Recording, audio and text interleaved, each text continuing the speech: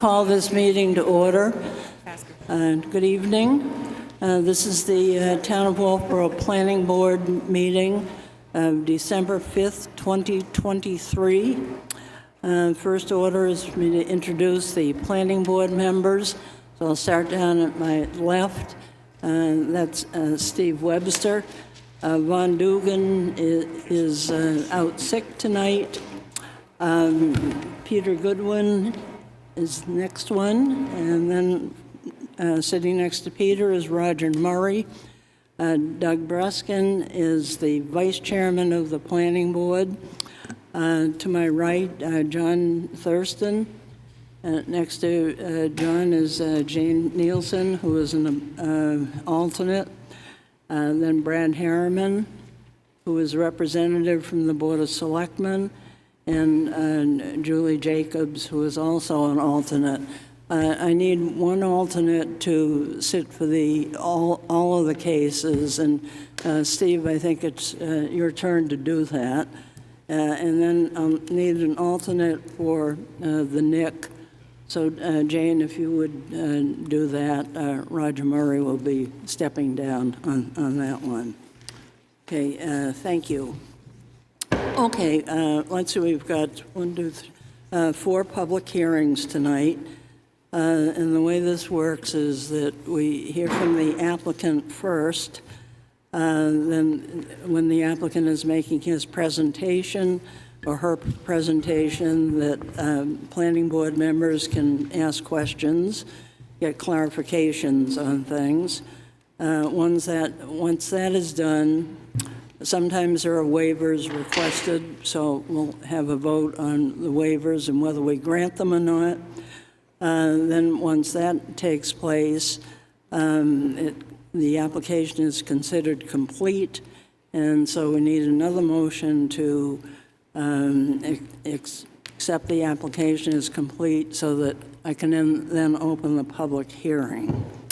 So that's the 16 Libby Street, tax map and lot 217-13, case 2023-18. This is for a conditional use permit for an accessory dwelling unit.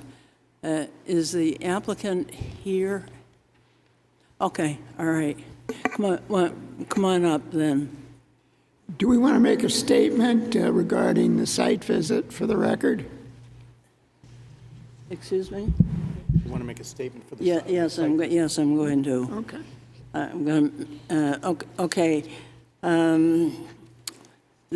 Well, first thing before, sorry, but Roger, you had brought up the question of whether the Abutter notices were adequate as far as the town department heads was concerned. I looked into that. I know you did too. And it seems that it has been the practice of the town since when Rob Hausman was here to not send certified letters to the department heads, but instead notify them by email or whatever. So that's been the practice. And I was wondering what your feelings are on that. You know, I'm satisfied with that explanation. It was something that was brought up to me, and that's why I raised the question, but I think it's been satisfactorily resolved. Okay, so you're all set. Doug, did you want to say something on that issue? No, if Roger's satisfied, then I think we can move forward. Okay, all right, thank you. Okay, so as far as the Beckwith application, we did do a site visit this afternoon. Attending was John Thurston, Doug Breskin, Roger Murray, myself, Mr. Beckwith, the property owner, and next door neighbor Dennis Hart.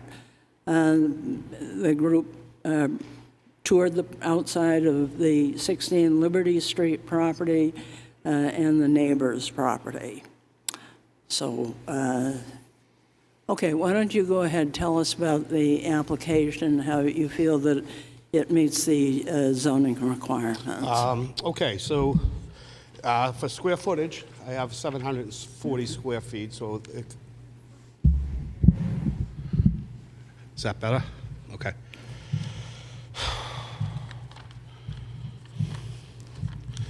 So I have 748 square feet.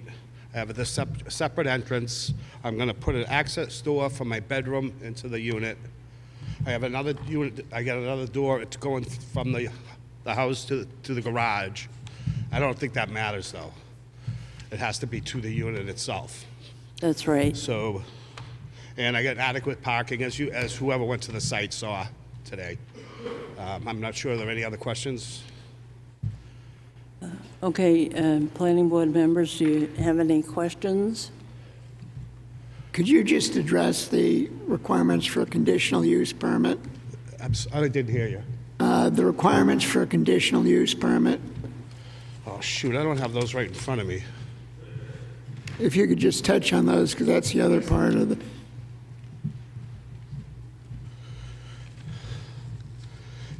So I definitely have adequate usable space. I'm going to put in the adequate access. Absence of environmental constraints. The building is already there. I'm not changing the outside of the building at all. So the use of the building is going to be changed on the inside, but really not the outside. The immediate neighborhood impact shouldn't change at all. I'm going to be using the back of my house as a parking spot for it, but I also have parking spots in the front of the house, so I have plenty of spots to have for a car or whoever lives there. And there's definitely not going to be any nuisance or serious hazard pedestrian vehicle traffic at all. It's really just for use for an apartment, basically. Okay, and no undue nuisance? No, Yep. no. Okay, all right. Anybody else have any questions, concerns? Okay, I'll entertain a motion to accept this application as complete. So moved. Motion has been made I'll second it. and seconded. All in favor, please say aye. Aye. Opposed? Okay, I can now open the public hearing. Okay. Thank you very much. Okay, if any member of the public wants to speak to this issue, if you could come on up and give us your name and make your statement, okay?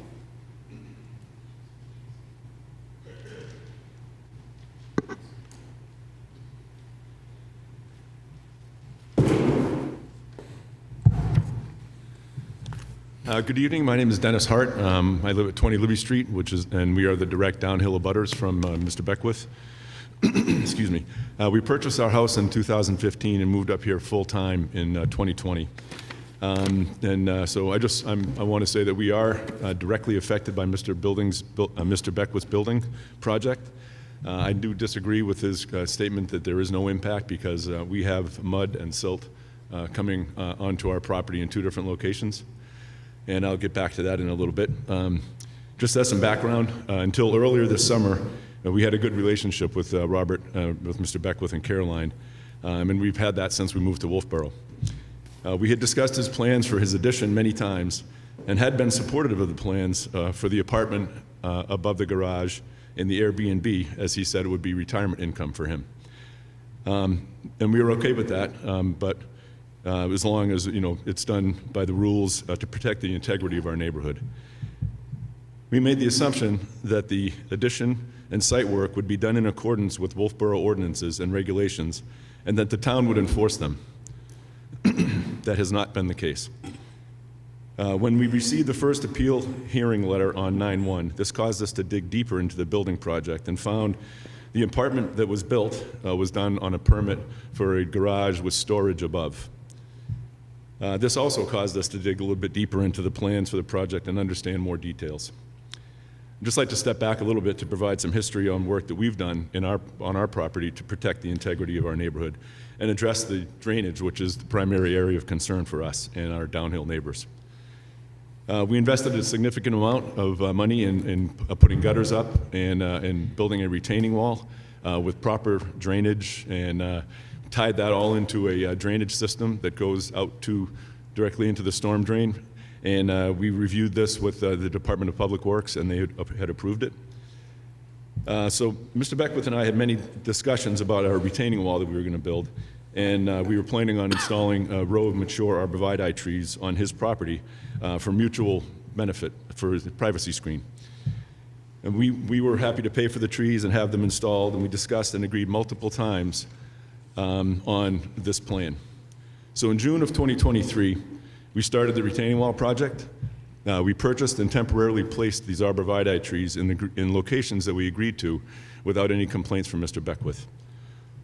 On August 22nd, we discussed and agreed to the permanent location and shook hands on the agreement. There were multiple discussions after that night with myself and Caroline, as well as later with my wife and Caroline.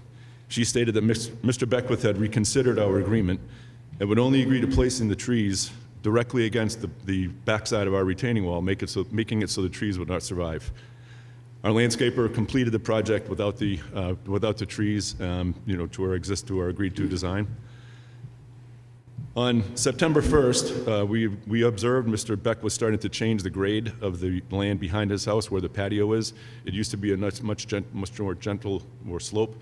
It's been raised significantly. There was many dump trucks full of material, dirt, rocks, stone, whatever the case may be.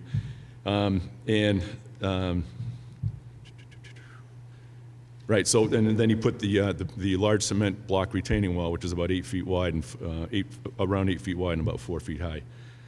Per our original design discussion with Mr. Beckwith, our retaining wall ends about 11 feet short of where Mr. Beckwith built his retaining wall.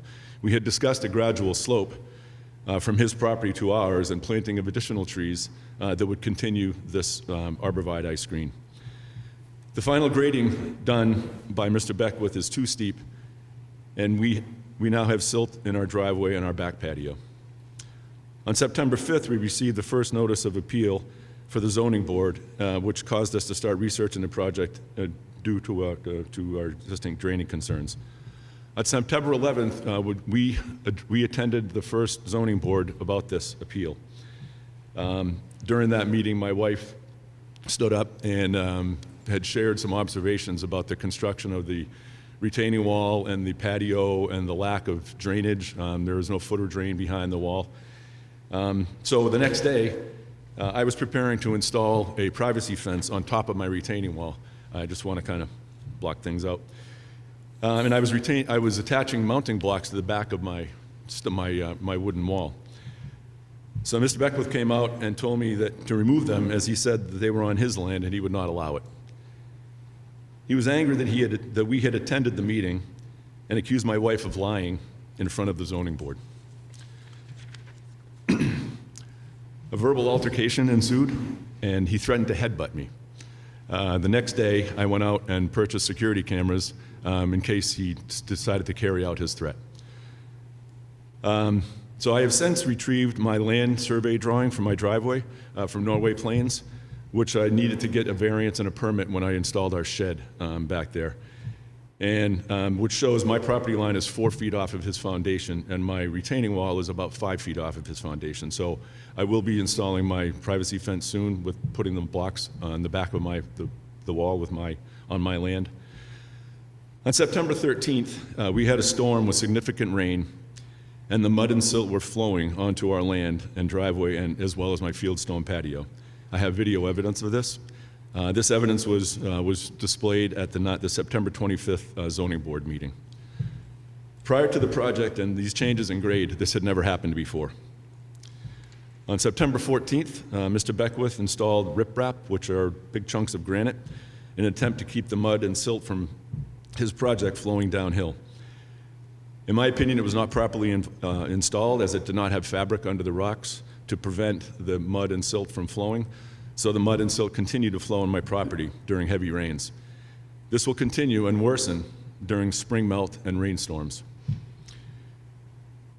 We have communicated this information and shared with the town manager, town planning director, and zoning board meetings, but wanted to make sure that all those that are involved in the building in Wolfeboro are aware of the issues due to what we feel is a lack of oversight of submitted plans, The lack of guidance, understanding, and enforcement of these ordinances, and the lack of oversight of these submitted plans. As an example, and I'm not sure if revised plans have been prepared, but the site plan that I have seen did not show any of the downhill driveway, the patio, the retaining wall, or the riprap rocks. I would assume that in order for this to get reviewed and approved, or reviewed and considered, adequate plans need to be submitted and approved with regards to stormwater management as well as parking.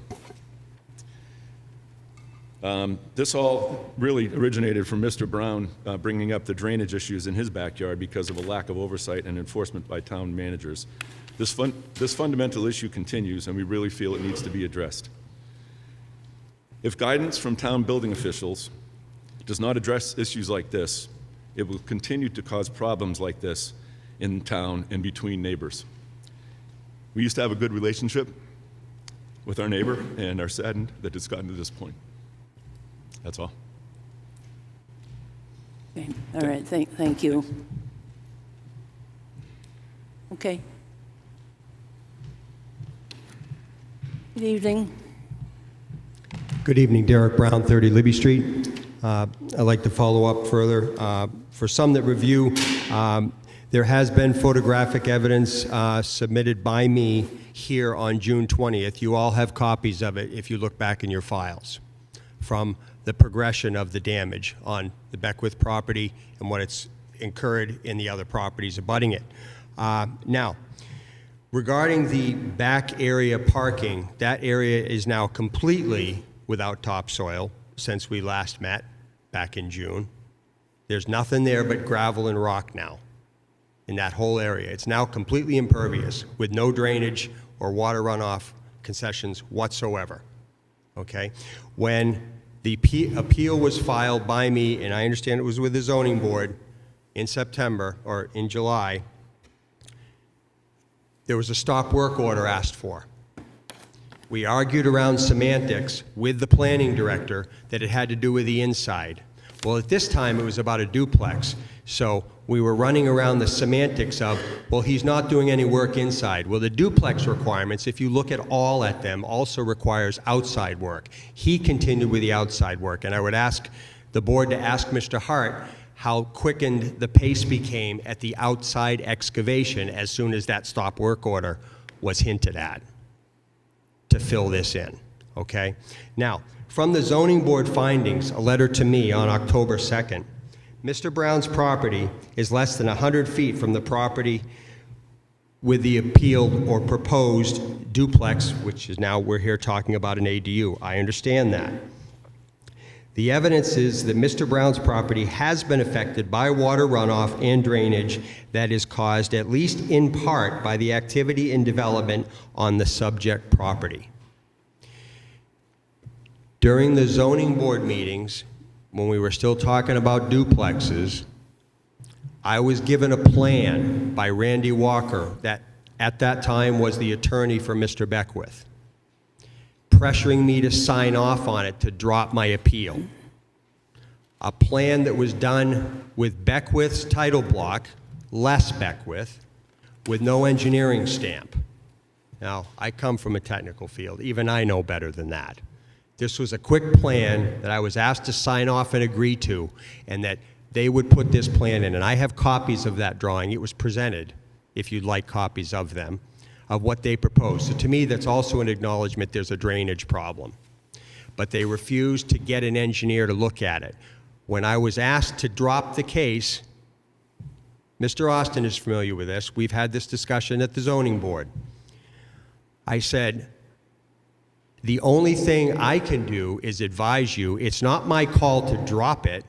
It's my decision to say you need to talk to the town engineers about engineering input from the town to agree this plan is feasible, not me to decide, yes, this is what you should do for drainage. That's not my job here. It's your jobs, the town's jobs, to make these things happen and follow the existing ordinances. So I am in full support of the Harts that a lot of this, and this includes the town manager, and I understand we're here at the planning board, but they're more interested in making this a civil complaint and argument amongst neighbors than they are about solving problems that can be solved with existing ordinances and articles that are already established to make these a better building practice set of lots. Derek Brown, 30 Libby Street. Thank you.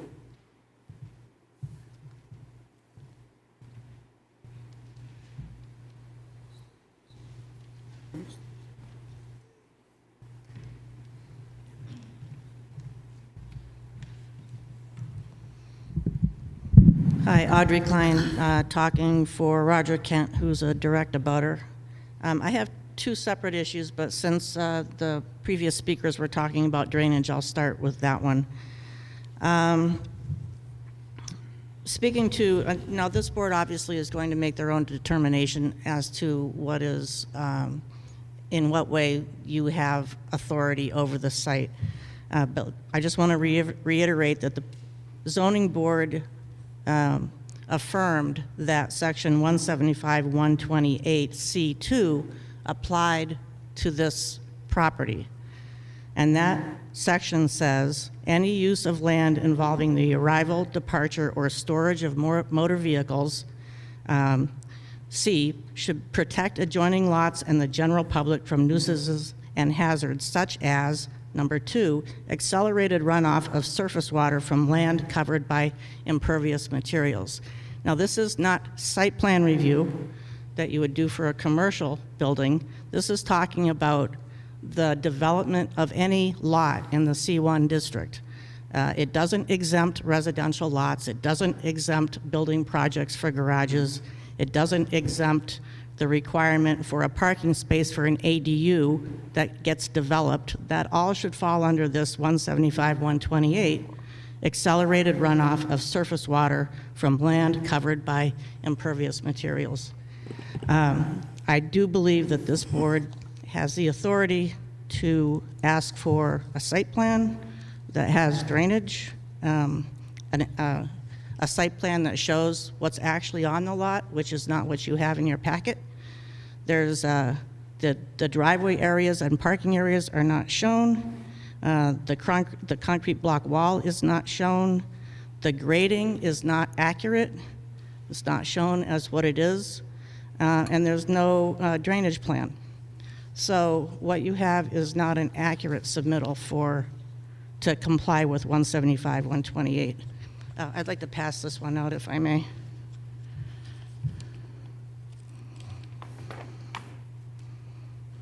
On the second page, I do just mention, I have the impervious surface definition. 100% of this lot can be covered with impervious surface. Therefore, it's only responsible to address the runoff.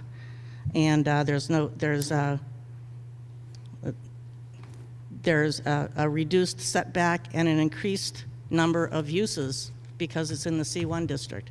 So this isn't just any residential lot. It's a residential lot in the C1 district and has other requirements that I believe is only responsible for the board to review.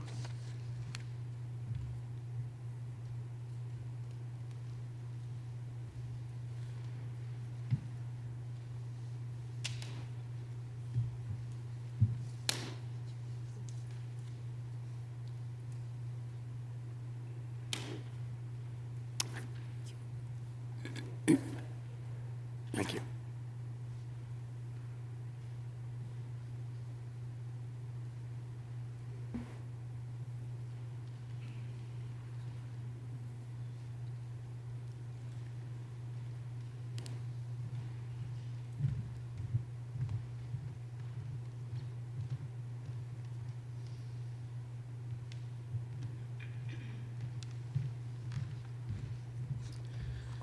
So that's my statement on the drainage. There's a totally different issue that I want to bring up, and I'd like to pass this out.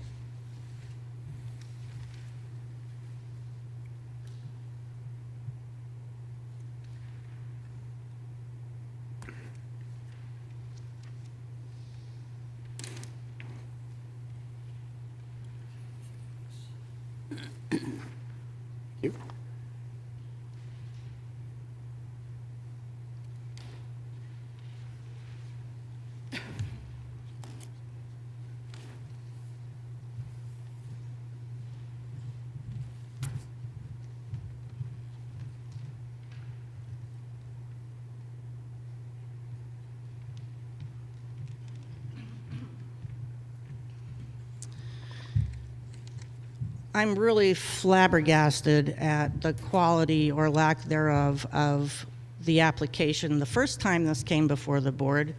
And again, this time, nothing has improved with the application. I don't know whether I wasn't in the planning office, whether the applicant got a great deal of guidance and simply didn't listen to it, or whether the applicant did not get guidance adequate in the planning office. In any case, the application is sorely limited. The first application, just for some history, the checklist said yes, yes, yes, all these things complied, and the line for the door between the units was checked yes. We know that's not the case. Again, the checklist says yes, yes, yes. The area is checked yes, that it does comply, when in fact it does not comply. The zoning says 30% of the total habitable floor area of the single-family dwelling, or 750 square feet, whichever is larger. If you look at the definitions in the zoning and you look at the tax map, because that's all I have to go on, and you run the numbers, the maximum square footage for this ADU is not 748 square feet, but 288 square feet less than that. So this does not meet that requirement, and that's straightforward math. I've listed the definitions that tell you how to go about getting that number under the 175 zoning. I've listed the accessory dwelling unit requirements, as you already have that, I'm sure. And to point out that the conditional use permit should be approved, assuming that these things are all met. These cannot be waived. These are in zoning. So these portions of the accessory dwelling unit 175-57.1 are all things that must be met in addition to the conditional use requirements. So I feel really terrible for the Beckwiths having gone through this process with an application that was not well reviewed, I guess, or perhaps they didn't understand the zoning. But from the beginning, this should have been looked at closer. Any questions now or later? Anyone have any questions? So the habitable space, you don't think or 750 square feet, whichever is larger, meets the criteria? Whichever is larger, so. I know, I think maybe that should say whichever is. Says whichever is larger, so it does. And I think I must have got that wrong. It's whichever one, it can't be more than 750 square feet. Correct. Whichever is, So he's met but the. that's the largest they could have. So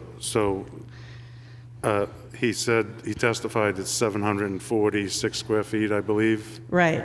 So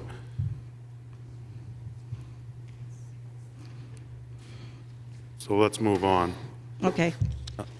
What else do you think that we need to take serious look at here? Just to recognize that the definitions in the zoning can't be waived. And going back to the drainage issues.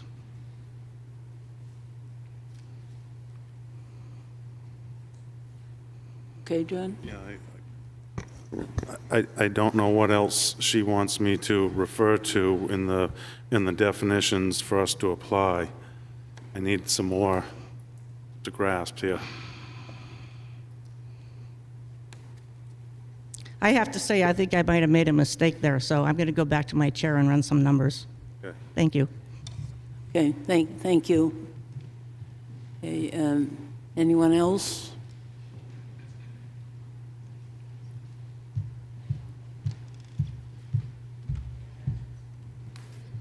Thank you. Luke Freudenberg, 68 Center Street here in Wolfeboro. Just for clarification, though I'm sitting next to Mr. Beckwith tonight, I've probably only spoken to him 10 times, and 8 of those times have been at the zoning board, but I'm here as a citizen tonight. I do support the ADU, and I just want to go over some facts that I don't think can be disputed by either party. It's a fact that Mr. Beckwith came and applied for a building permit to build a barn and garage here in Wolfeboro and was issued that by the planning department. It is also a fact that Mr. Beckwith came to the town of Wolfeboro for a duplex permit that was issued by the town of Wolfeboro. Those two things I think should not go understated. Having been part of this process, I've seen it from the beginning and to where we are right now, and it's either, no matter how you look at it, the one of the people that is definitely been hurt by this process is not only the process itself, but Mr. Beckwith, in having gotten permits and done work and now been having his permit pulled from him by the zoning board. Another fact is there have been drainage problems on Libby Street for a very long time. Mr. Brown's property has been worked on by the town of Wolfeboro in the past, as he has given me documents, and the town did work down there. There have been water issues there. Another fact, this has been the wettest year in recorded history in Wolfeboro.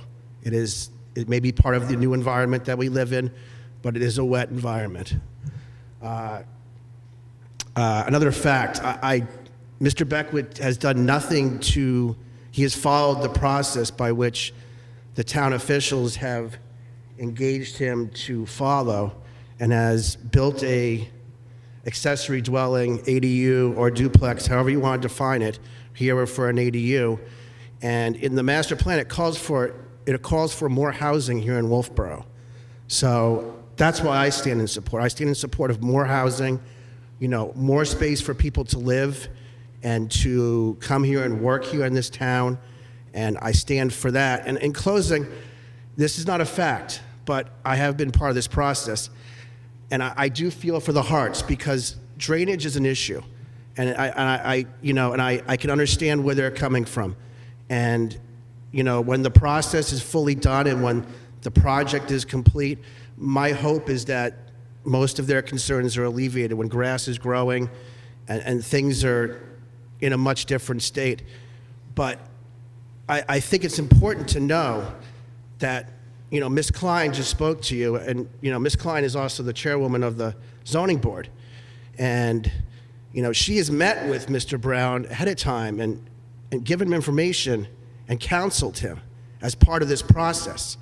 And, I feel like the Beckwiths are here.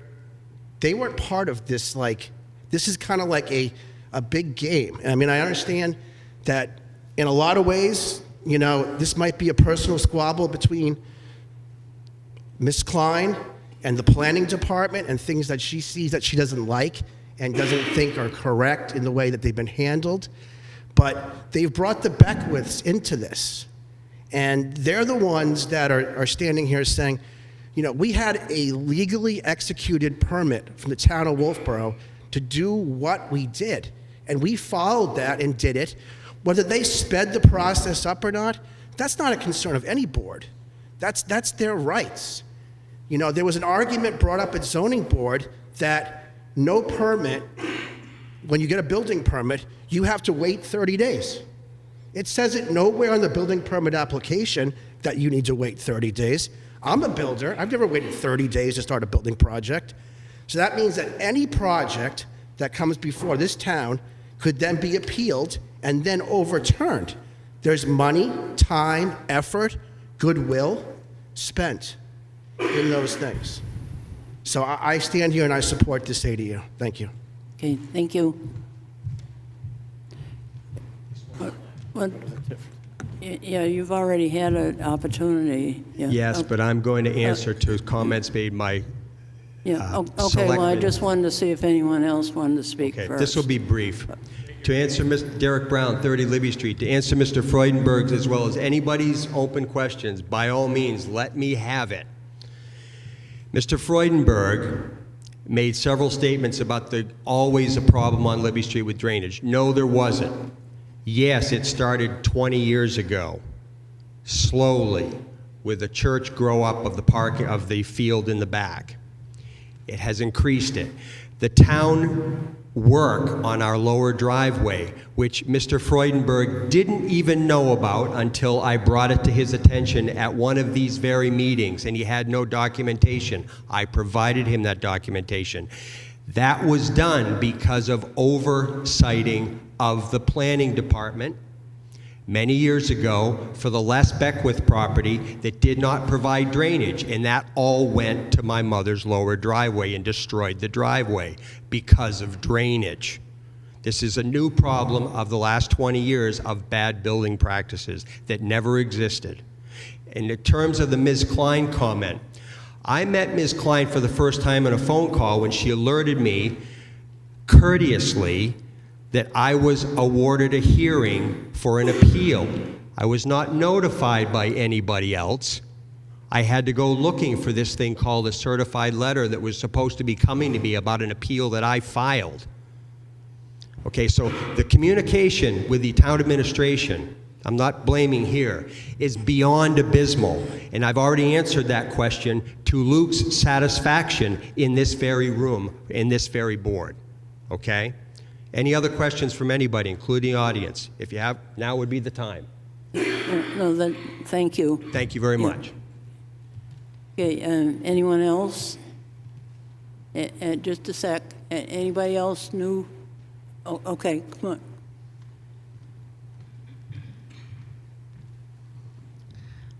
I guess I have to respond to Mr. Freudenberg. Just because I have been elected to the ZBA doesn't mean I give up my citizens' rights in Wolfeboro. And I am representing a direct abutter who can't be here and can't speak for himself on a piece of property that my daughter grew up on. So this is very personal to me. It has not as much to do between me and the planning director as Mr. Freudenberg seems to think. It has to do with the zoning regulations protecting neighbors in the downtown core where single-family dwellings still exist, development is happening, and if we really want to do it right, we need to follow the zoning. It's a great idea to infill and have more activity downtown. I'm all for that, but it's not going to work unless we're very carefully and rigid about how we apply the zoning. That's the best way to get the result that we want. This is personal to me. Thank you.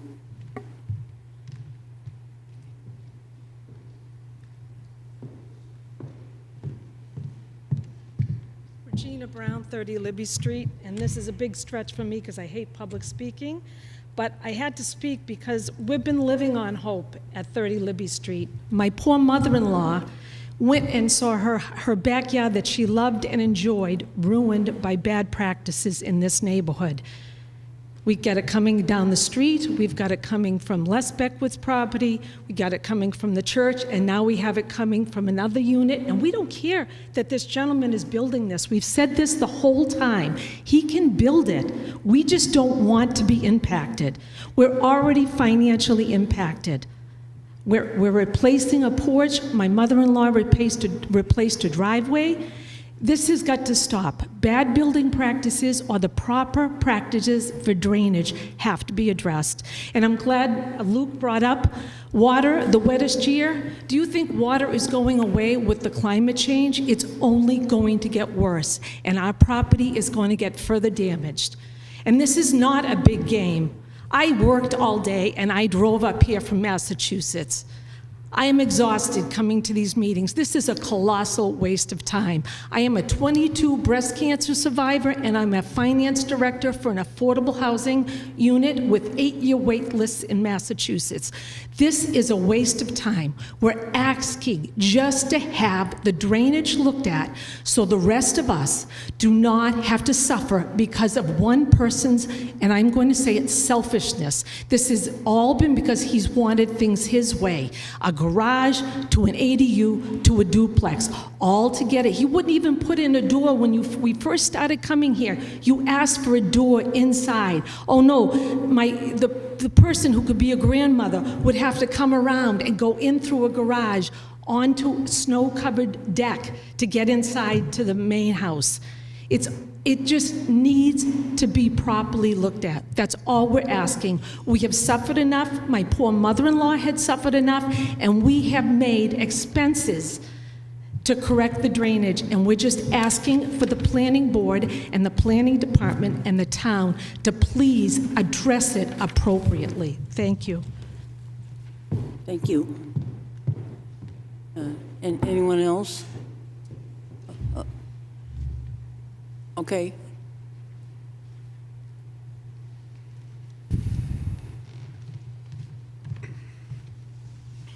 Robert Beckwith. I'm going to hand out some letters that Goose Corner Landscaping. He does the landscaping for my property and my neighbor's property.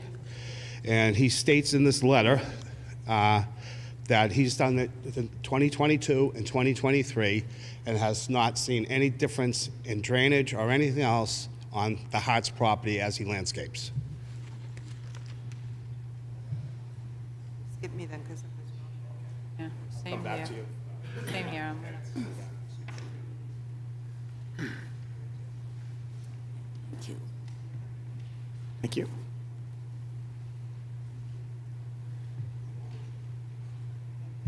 Steve? Steve?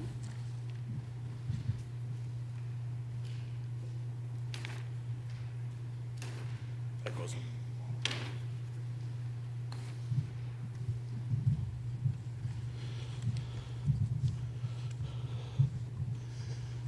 I also would like to say that the impervious driveway that is there for the ADU was there before. It was longer, but it was narrower, but now it's shorter but wider. Because I explained it to a few people out there that came out to the site view. As far as the silt that went into Dennis's property, that did happen. I did not get the riprap up or the silt barrier up in time. Since then, it has not impacted them. I've been checking it because it's a nuisance and it's a worrisome. I don't want to be dumping water onto their thing. I don't want to be dumping silt on their property. I don't.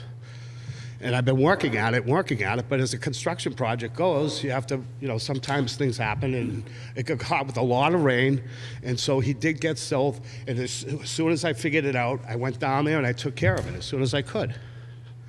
The building, I have a CO for garage and storage. The building's there. It's exactly the way I intended it to be initially. Now I'm asking to be able to use the second floor storage as an ADU. I think that's it, unless you have any questions. Okay. Okay, thank you. Okay. Okay, I'm going to close the public hearing.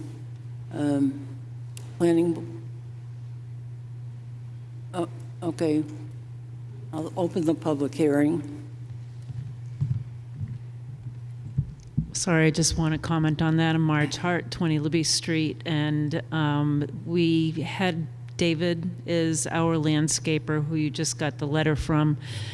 He was over and looked at it. We discussed the silt, and he said that the riprap was not installed properly. Like my husband stated, there was no fabric put underneath it, so he said it will continue to be a problem. So we have seen the problem. We've seen the silt continue, so I just want to put that on the record. Thank you. Okay, thank you. Anybody else? Okay, I'll close the public hearing. Planning board members, comments, thoughts?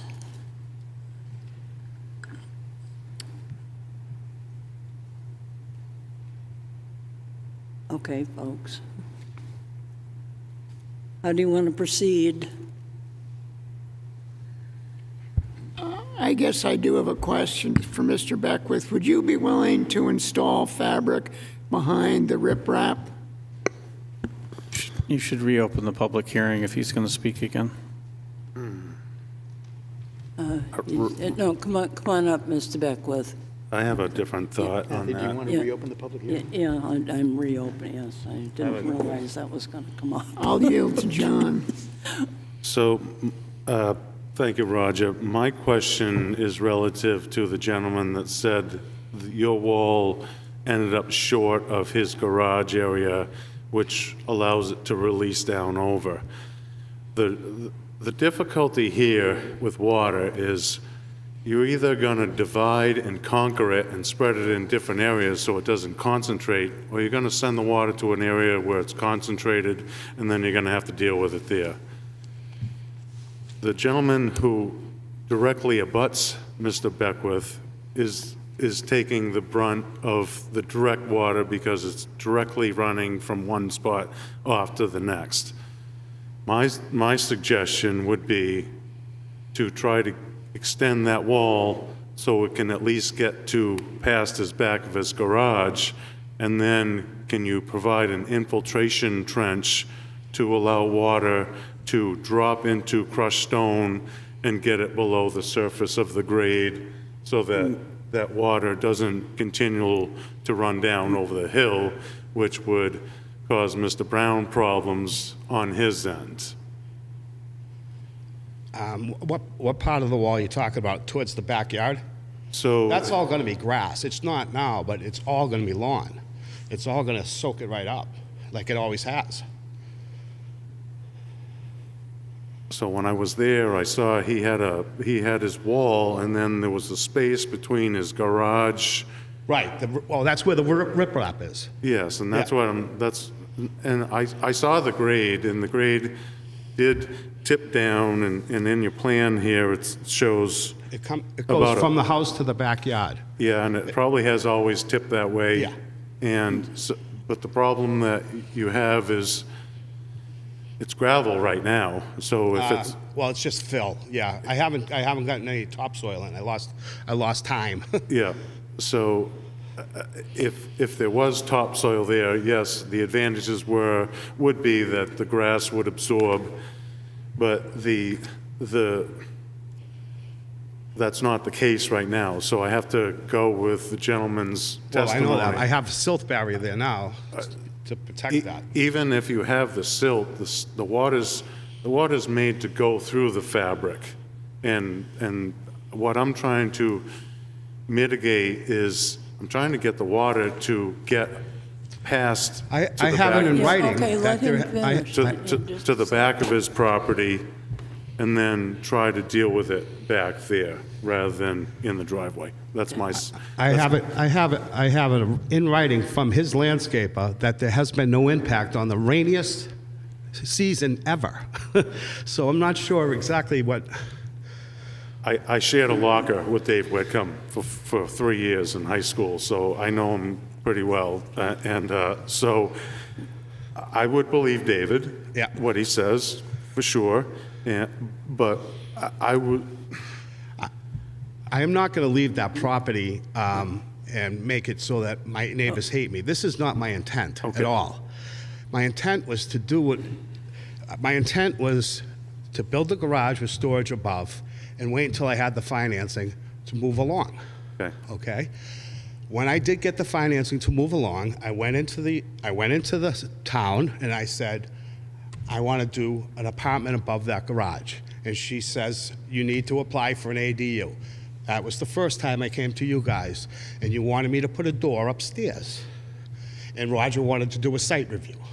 So after that meeting, I went back to the planning, and I'm like, what am I going to do here? What's going on? And he says, why don't you just go for a duplex? You're allowed to do that.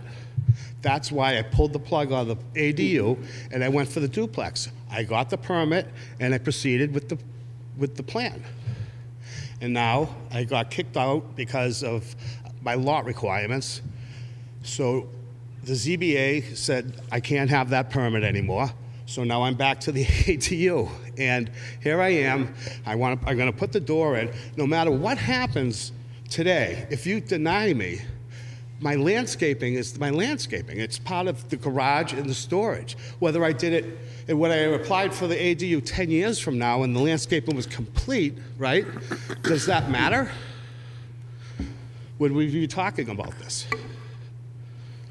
So Tavis, is there Okay, any? thank you. Is there any credibility to 175-78C12 where number 2 mentions accelerated runoff by land covered with impervious surface?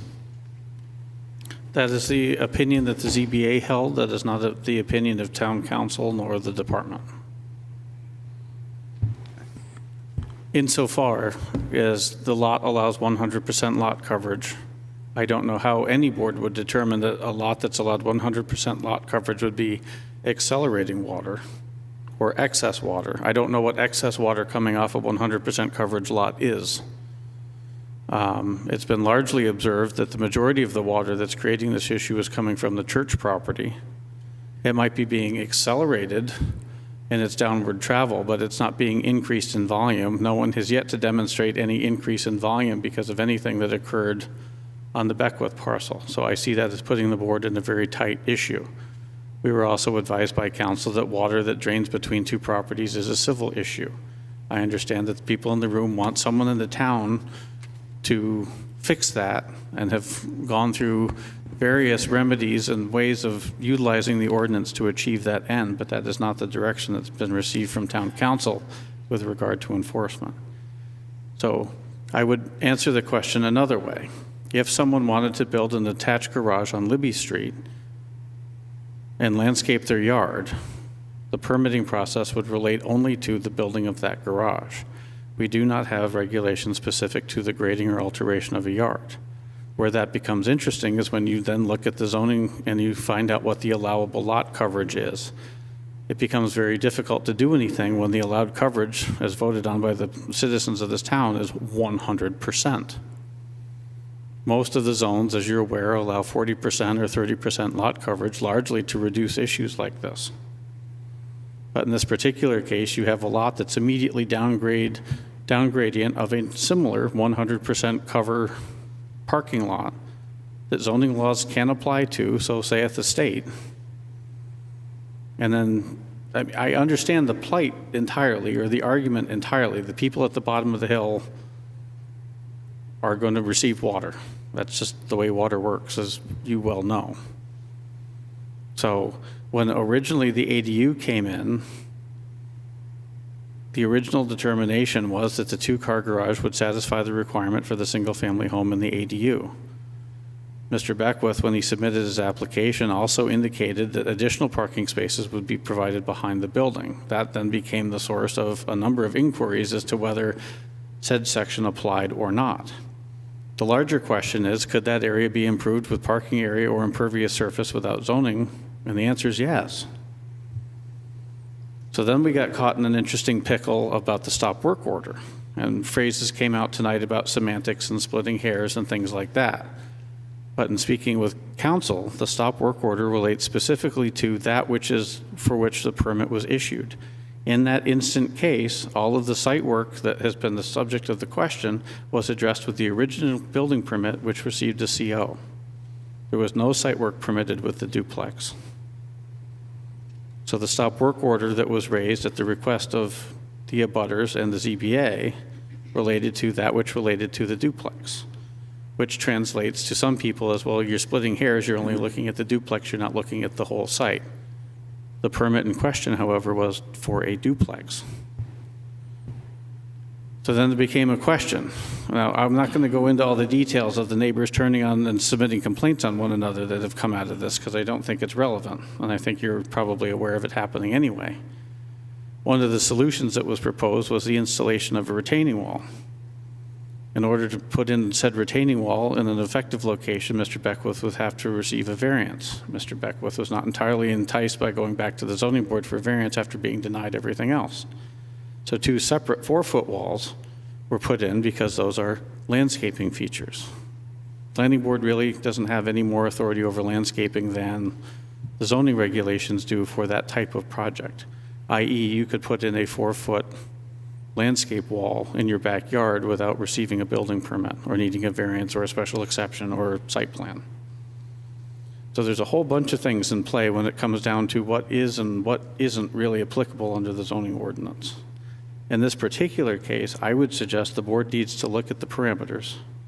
People have submitted information tonight saying that the parameters haven't been met and then recanted in the same breath. But basically, you're looking for the applicant is looking at a 748 square foot accessory dwelling unit that meets all of the items in the checklist and is regulated by law. You've done your site visit. And I would suggest the board need to be a little careful in finding a nexus or some connection between putting conditions on related to landscaping. Thoughts or input, I think, is fine, but a condition of approval, I think, could be challenged. I'll just put it that way. I'm not saying it's wrong or right, but. So does the special use permit take into consideration environmental impact? Yes, it does. It does. So have a small solution, since he said that Mr. Whitcomb will be grassing the area off. So say you, before you get to the wall, the grass has a bump in it. It allows that water to come, instead of running over the wall, that grass bump just bumps that water down around the back side. You can do it in the grading. And then I would prefer him to dig an infiltration trench to allow that water to residual down into that slot, and that's all I can offer. Okay, thank you, John. Okay, folks, but we have other issues that we have to deal with. Come on up, Audrey. Yeah.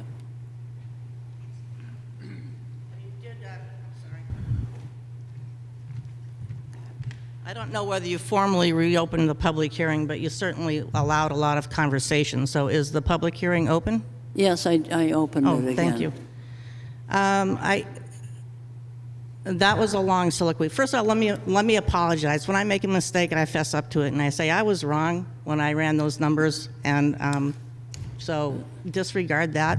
I was blinded by the light, I guess. Let me go back to the runoff.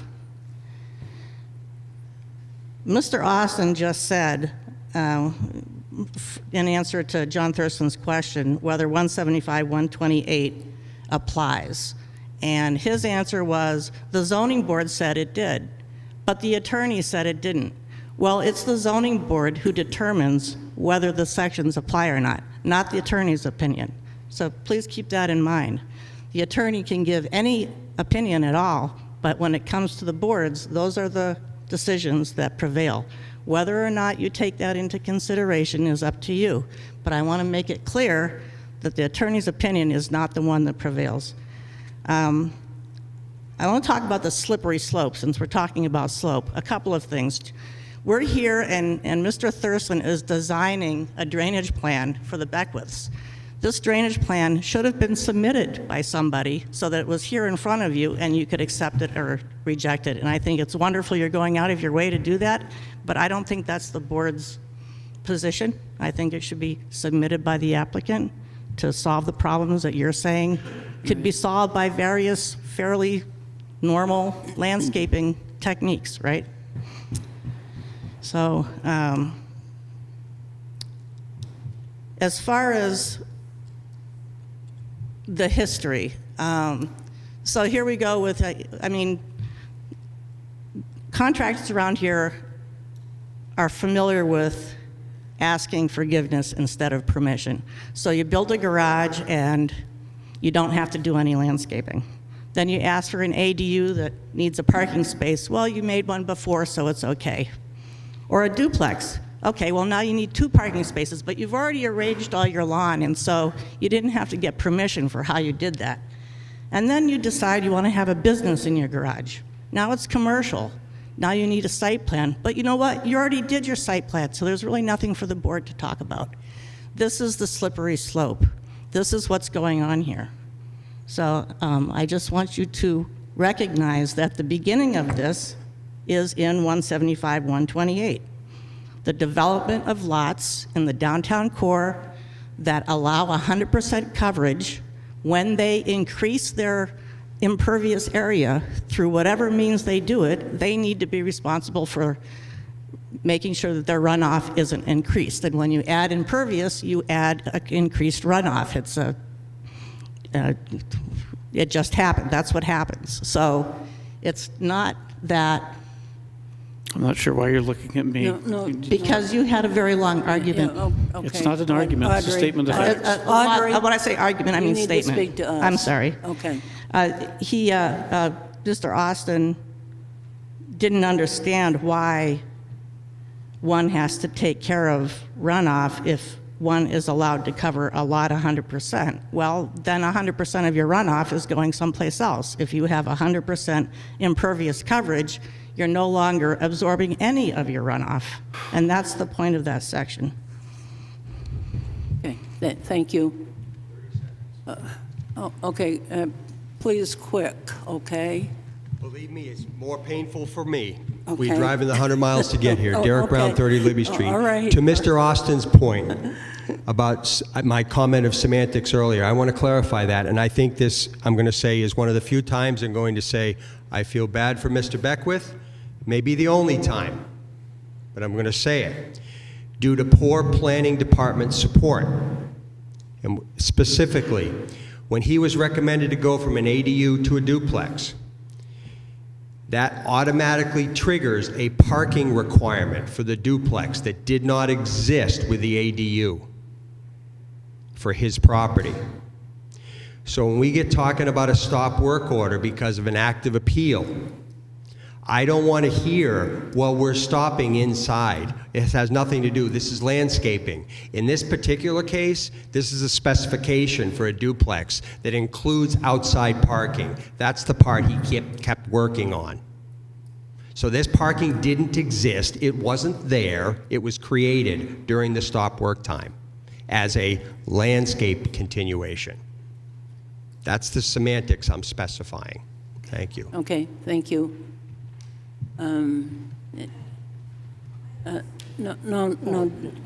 Okay, quickly, okay, please. Do you all have a copy of the notice of decision from the board, the zoning board? No. Does anybody have it? Well, it's being said about this particular section that the zoning board just decided. We had an attorney every step of the way, and she helped write the findings for the notice of decision. I would think that you should have it. Thank you. Okay, Mr. Beckwith. I just No, want I'm to trying clarify, there are pictures that are attached to those, and you'll see that there's a camper set up on one of those pictures on my driveway that existed. Yeah. Okay? That was taken probably 7 or 8 years ago. So that driveway's always been there. Okay, all right. Okay? Thank you. And, thank you. Okay, closing the public hearing. This application is for an ADU. They do meet all of the requirements for the accessory dwelling unit, except for when you get to the conditional use permit criteria. And there is it says site suitability, going to have usable space, adequate access, and absence of environmental constraints, floodplain, steep slopes. So, Planning Board, how do you want to proceed here? Well, I guess that I am very, very sympathetic to the issues with runoff.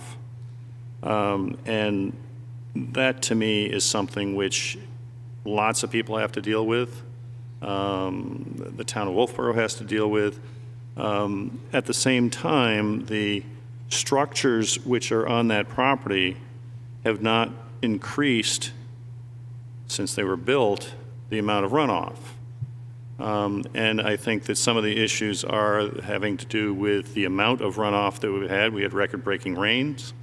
So those are the issues. I guess I really don't understand why the runoff and drainage issues are a problem. If this particular ADU application was in an area that had no issues with runoff, none of this conversation we've had for the last hour probably would have occurred.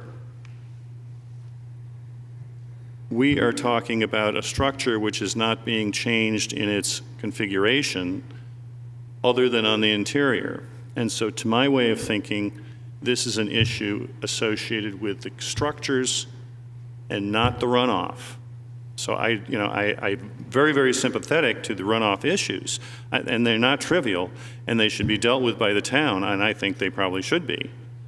I think the abutters have rights, and that needs to be dealt with. But we are dealing with a structure and a change in use of that structure, and so to my way of thinking, this runoff issue is, it's important for the people around it, but it is not relevant to this particular application.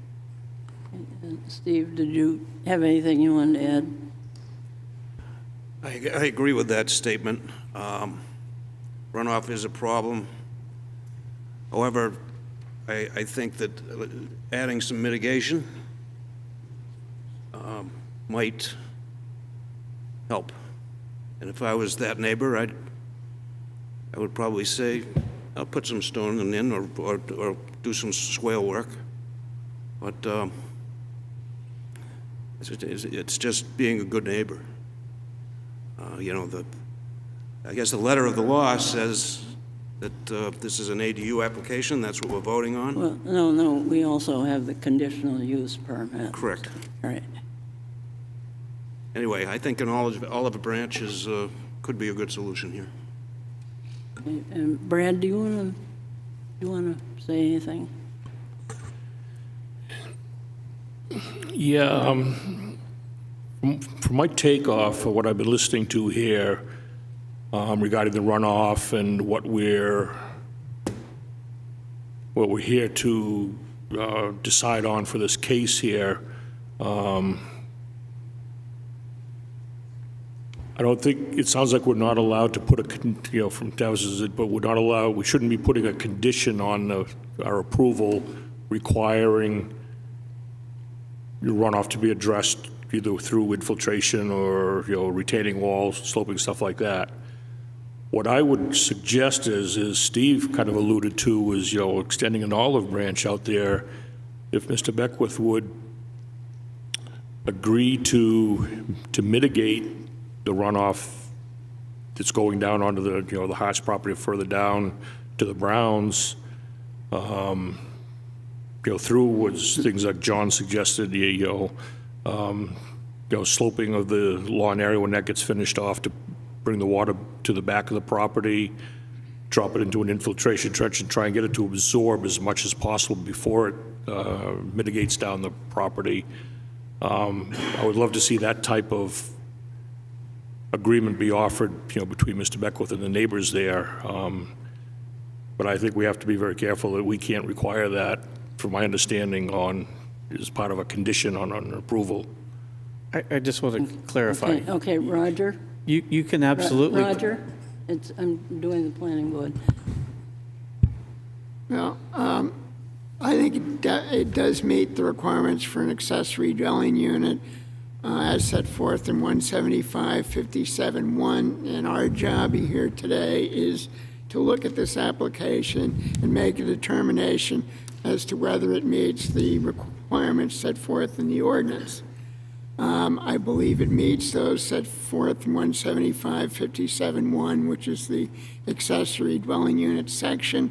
And when I look at the conditional use permit under section 175-215, on site suitability, adequate usable space, I think it meets that. It's very tight, but I think it does meet that. Adequate access, I think an argument could be made that none of those houses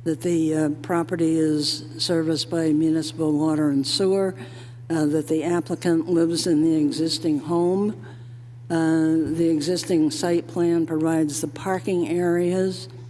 The proposed project has been designed so that there's only one dedicated parking space, and the area of the dwelling unit meets the criteria.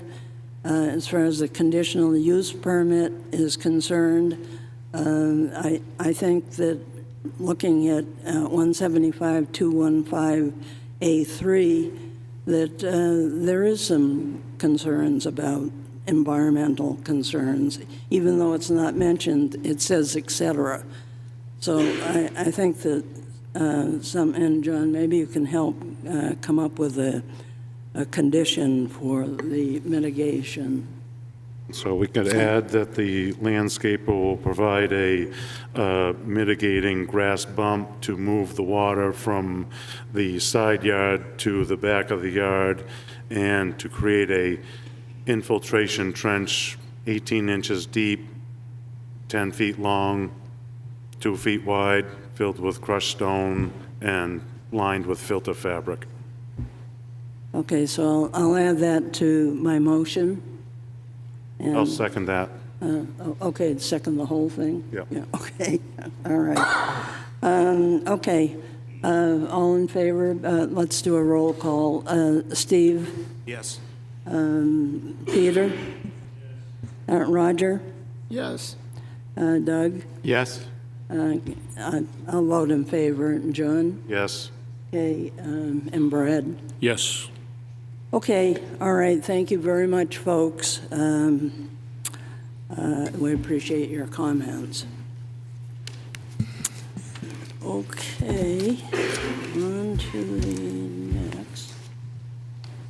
All right, the next item on the agenda is Wolfeboro Area Recreation Association, also known as the NIC. 10 Trotting Track Road, tax map and lot 163-6, case 2023-23. Holly Williams No, O'Coin, no, executive. Just a second, please. Oh, sorry.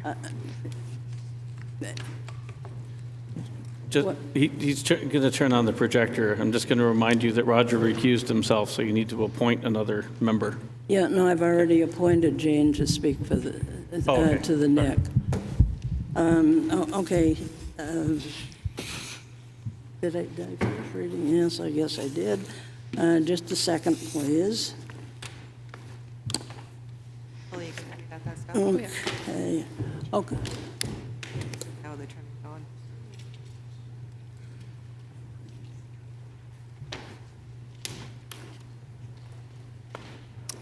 Okay, thank you.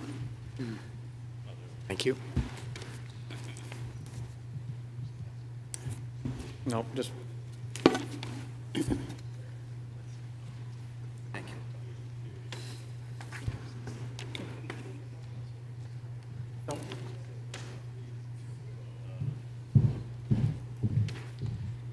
Oh, okay, so you're going to, I'm assuming that this, the structure will meet the setbacks. If somebody is here to comment on the coverage, that would be good. You've got a whole list of waivers that we need to consider on this application. And that would also include the architectural design waivers that you didn't ask for, but... It was just turned in the handout, was a new waiver. Okay, all right, I didn't get that. It's right there. Okay.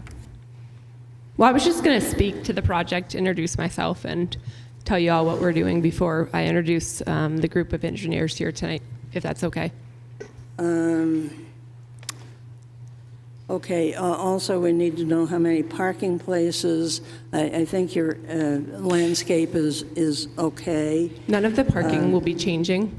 None of the parking will be changing with this facility. Okay, well, just, if you would just mention that. Okay, yeah, so I'm Holly Williams-O'Coin, the Executive Director of the NIC. I'm here tonight to speak on behalf of our Board of Directors and propose a 200 by 100 indoor recreational facility at the NIC. Although we are still in the process of determining if this project is feasible for our organization, we're moving forward with this request as we think it's an essential piece to the success of this project and would like to continue to meet the needs of our community. For those of you who don't know, the NIC is a nonprofit, and our mission is to plan and build facilities that enhance the quality of life and provide recreational opportunities throughout the Lakes region of New Hampshire. We've been fulfilling this mission for the past 17 years by providing our 27-acre recreational facility to municipalities, school districts, the town, and various programs in our community. Although the NIC does not run programs itself, we provide free and affordable space to our community. This past year, we provided 43 local organizations with space to run their programs. We also welcome 150 visitors to our facility. People came to our park for sports, to socialize, to exercise, for after-school activities, to visit the dog park, to shop at the local farmers market, or simply read a book under one of our covered pavilions. The NIC is open and free and accessible to anyone, no matter where you're from, your age, your gender, whether you bring your dog. We welcome everyone. While we do collect small fees from our users, we offer a sliding scale so that way anyone and everyone can afford the NIC.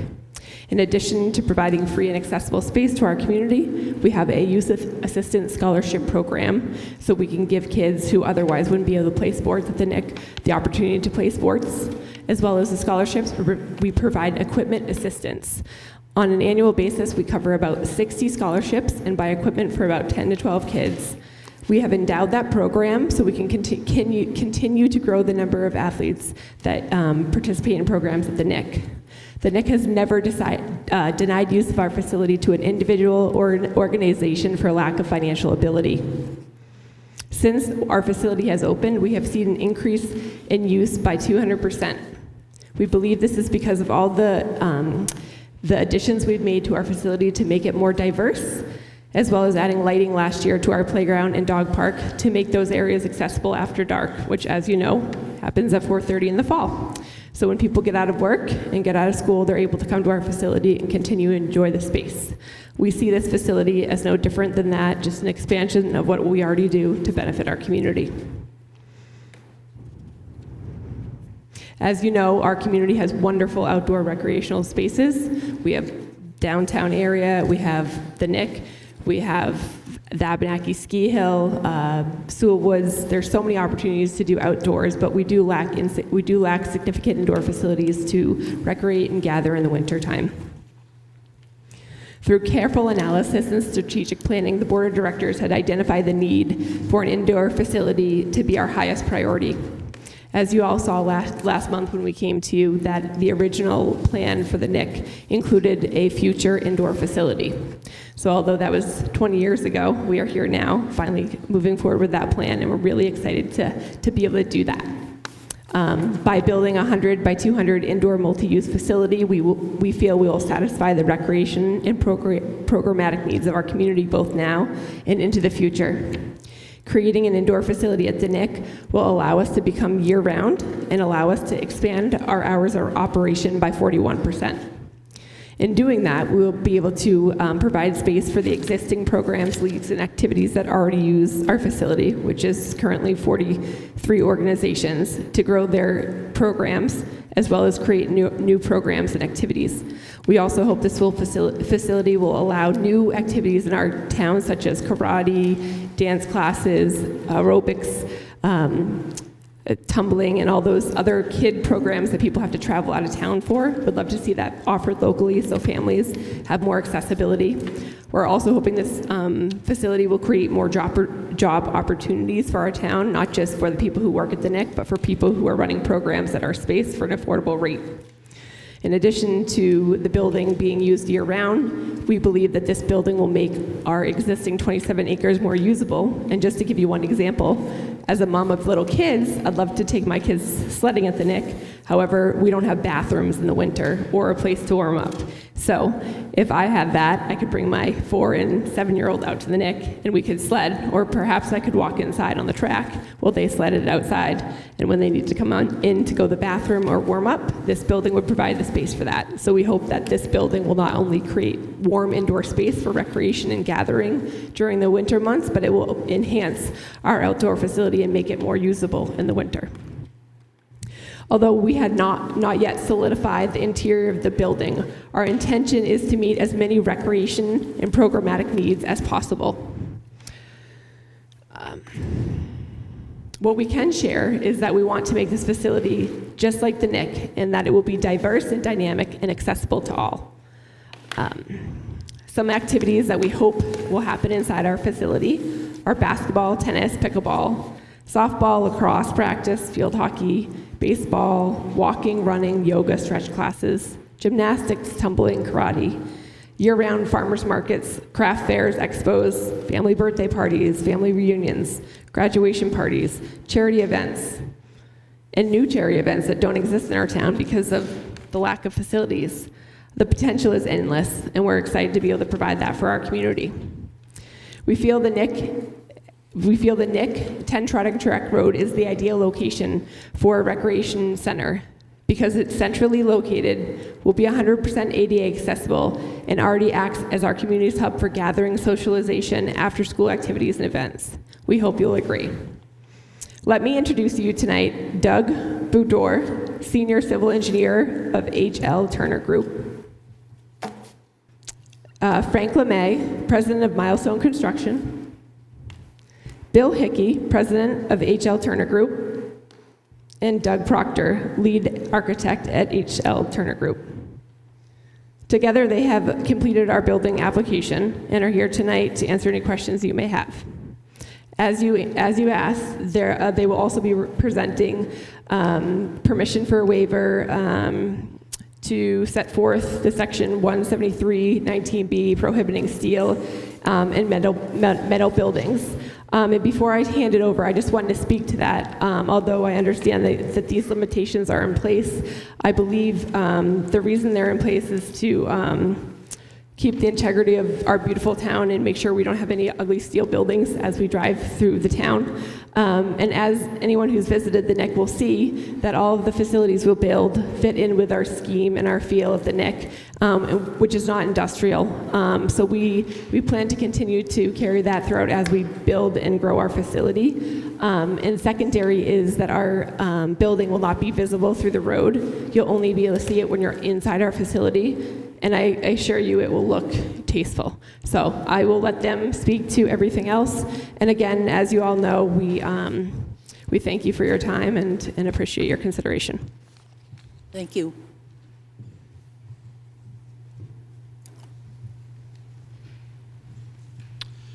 For the record, Doug Broder with the H.L. Turner Group. I think you have the site plan in front of you. For those in the audience, the proposed building is the orange square in this location. It's a 20,000 square foot recreation center.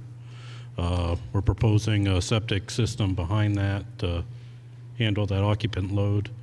And the one thing I would like to discuss that I did submit on the application originally is this here was intended to be a subsurface infiltration system for the stormwater, but what I didn't understand the time we had submitted that is the original 2001 approved site plan had included tennis courts and some other play areas that was accommodated in the original stormwater design. And that totaled about 28,000 square feet, whereas we're only proposing an additional 20,000, so it should be it already has been accounted for in the stormwater basin, which is currently down in this area right here. And that's all, unless you have any questions. Specifically, that's essentially the application in a nutshell. And does it meet the 30% coverage? Excuse me, ma'am? Does it meet the 30% coverage? Maximum lot coverage? I thought it was 40% in this zone, but I calculated that about 25% total impervious coverage currently on the property. Okay, thank you. Yep. Now, in the last presentation, there was another building which wasn't built in the original master plan, look at this property. There was another building which has never been built that was proposed. The original site plan application in 2001 that was approved, it did show a future building in that location. And that's been removed. That building is essentially what's being proposed this evening. So I think if you were to look at it that way, I mean, from a legal perspective, it would have been approved in 2001, and they would have met their substantial completion by this point. So I think the approval would still hold, but again, that's a legal discussion.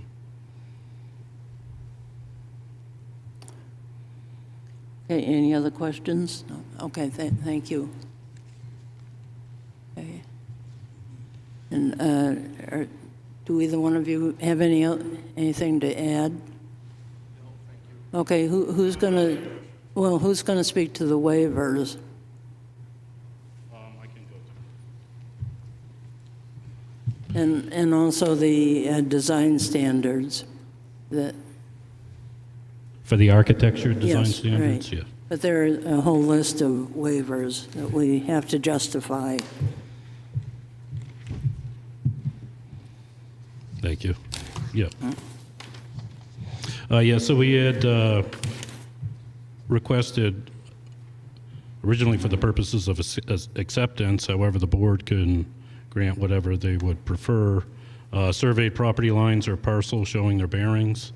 I'm fairly confident we'll be within any setbacks, and generally speaking, the town's going to require a certified foundation plan prior to CO, which will confirm that the building footprint's within those required setbacks. We had also requested a waiver of existing and proposed contours, location of municipal and non-municipal utilities, location, elevation, and layout of catch basins and other surface drainage features, location of all buildings, wells, and leach fields within 150 feet of the parcel. That's actually a difficult thing for us to accomplish, is we don't have right of entry to go onto other properties and determine where those leach fields and wells may be. Proposed landscaping, based on we're not proposing any. Okay. And location and size of proposed and existing signs. We're not proposing any additional signs. And the construction guarantee, we also requested a waiver from. Generally, a construction guarantee you would provide for projects that have public improvements that the town may accept for the purposes of a bond. And we had requested from the checklist, again, landscaping and the landscape operation and maintenance plan, as well as a photometric lighting plan, as we're not proposing any lighting. Okay, those all basically exist, basically. Correct, yeah. Okay, all right, thank you. And what about the design issue? Because we usually don't allow steel frame buildings, and this one is. Correct. Okay, you want to speak to that, please? Would you rather speak?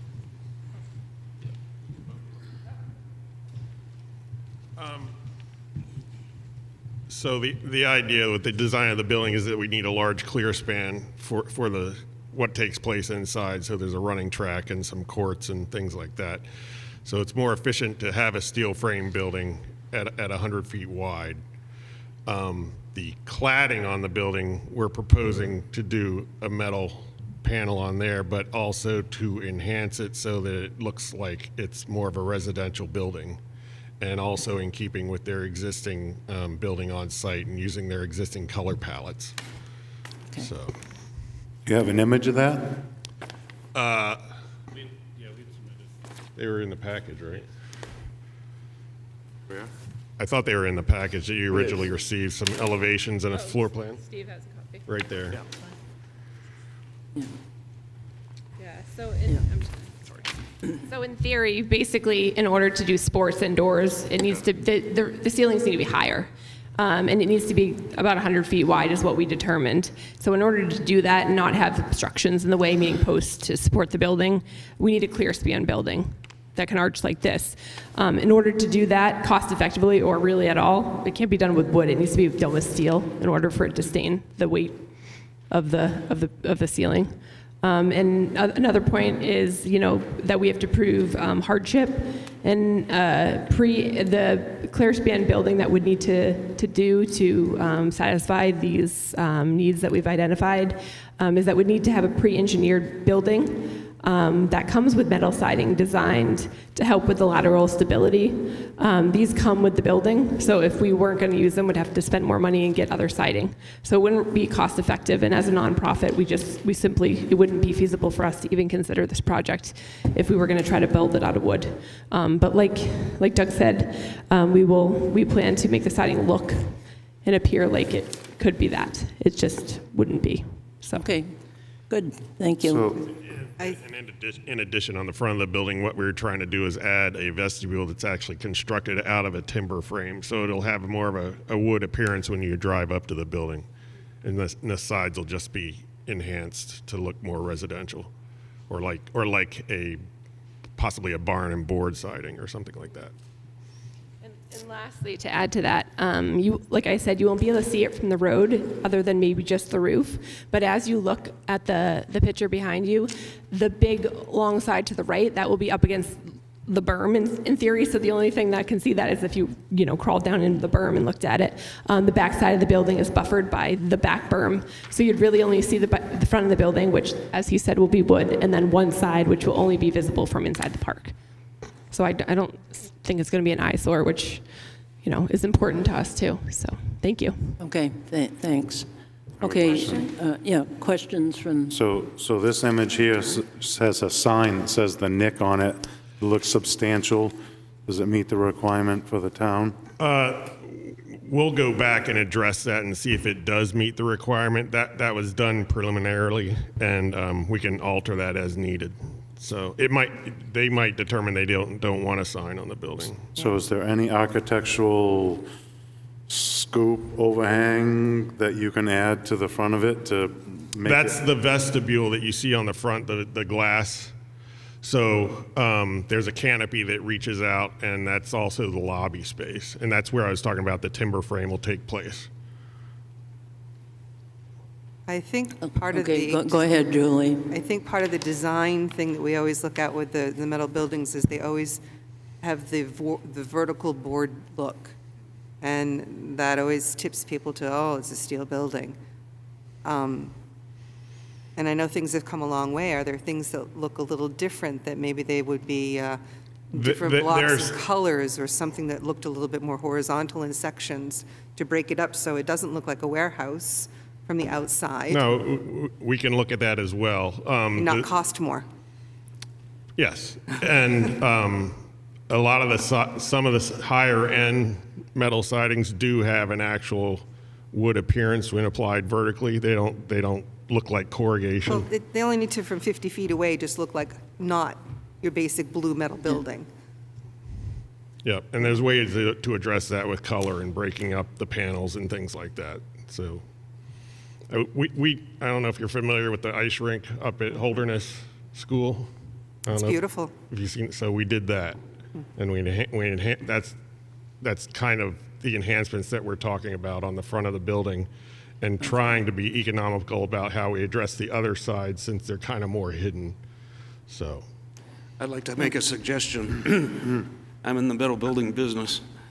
That the front elevation on the southeast end wall, perhaps we could suggest using a panel.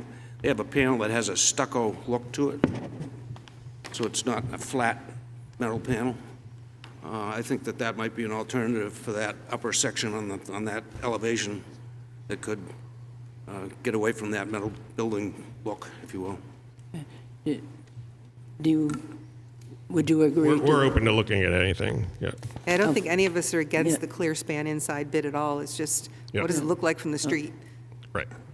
So the apparat over the windows there, is that going to be like a short scoop roof that will break that up, like a lodge look? Right.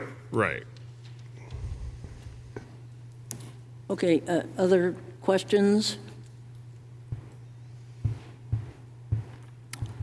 Okay, if there are no other questions, then I'd entertain a motion to grant the requested waivers, which were justified by the applicant.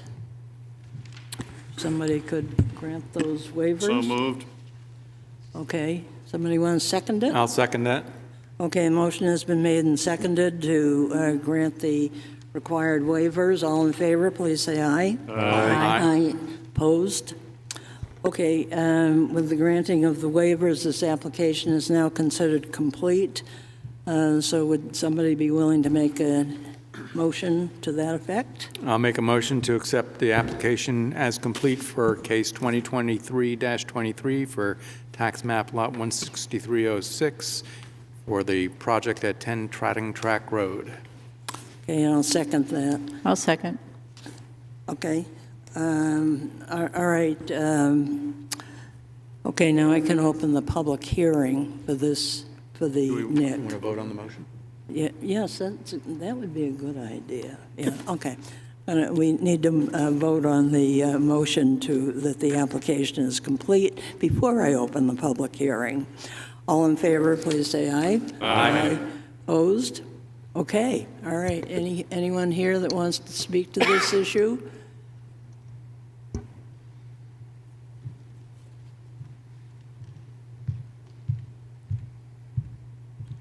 Rich Massey, 74 Moose Point Road. Just a very quick question. I wonder if we could have a restatement of what the changes are between what's shown on the plan and how stormwater will actually be handled.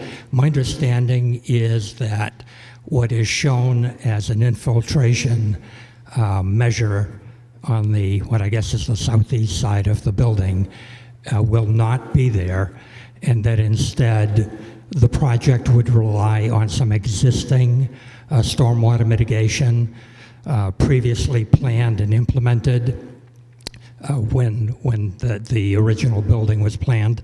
In any case, it wasn't clear to me how water coming or any precipitation coming off that building would reach what I thought was pointed to along Route 28 there, which is some sort of infiltration basin. It would just be useful to know how that water will move. Thank you. Oh, okay, could one of you address the storm drainage? I can address it, and he might be able to address it more intelligently than I. But when the NIC was first built, the future building was on there, but also approved was 8 tennis courts and 2 basketball courts. So technically, we haven't built those pervious surfaces, and we don't plan to, because the NIC is need-based, and we've got Foss Field that has those things, so we don't need to build it. So we're not changing the impervious surface of what was originally approved for the NIC and what our stormwater system was built for. So we're not creating more impervious surfaces than we have previously been approved for. Does that make sense? So the area next to the track, that looks dirt on that picture. If you looked at the original design that was approved by the planning board back in 20 years ago, that was the 8 tennis courts, and then where the dog park is now was where the 2 basketball courts were. And those are surfaces that are not going in and never will go in. And certainly if we ever wanted to do something like that, would have to come back to the planning board for approval. So we're actually doing, like Doug had said, that was 28,000 square feet, and we're only doing 20.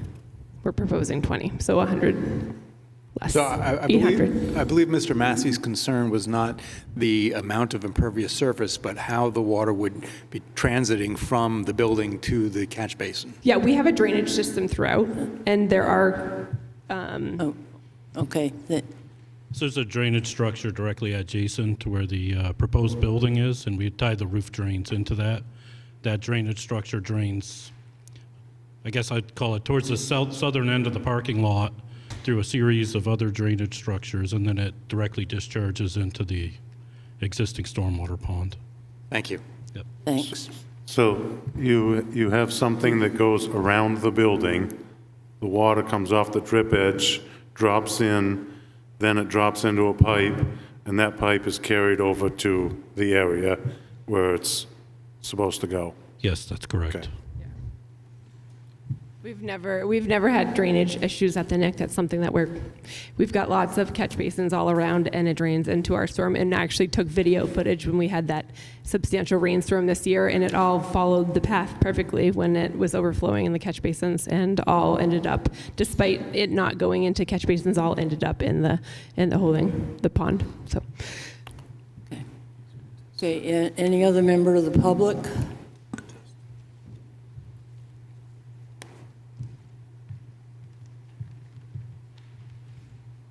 Hi, Audrey Klein, North Main Street. I'm impressed by the number of professionals that are here on this project. I have a question that usually isn't thought of till later on, but might impact the site at this point. And so I'd like to know whether they've given the type of uses in the building, whether they believe they're going to need sprinklers, and I think this is not on town water. And if they do need sprinklers, is that going to impact the site plan as far as water storage or a pump house, or has that been considered with regard to this plan?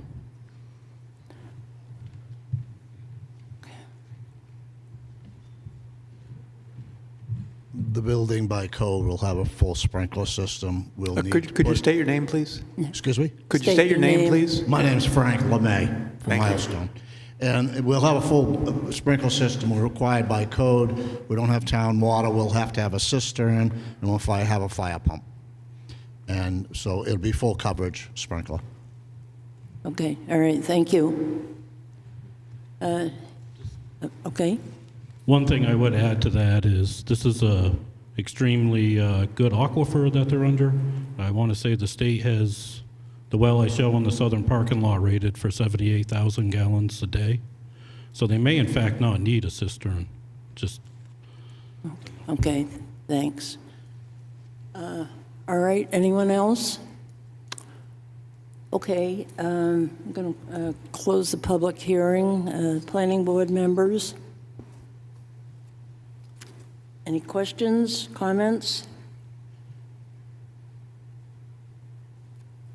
I'd like to make a motion that we approve the Wolfeboro Area Recreation Association, the NIC, 10 Trotting Track Road, tax map lot 163-6, case 2023-23, site plan review for new indoor recreation building.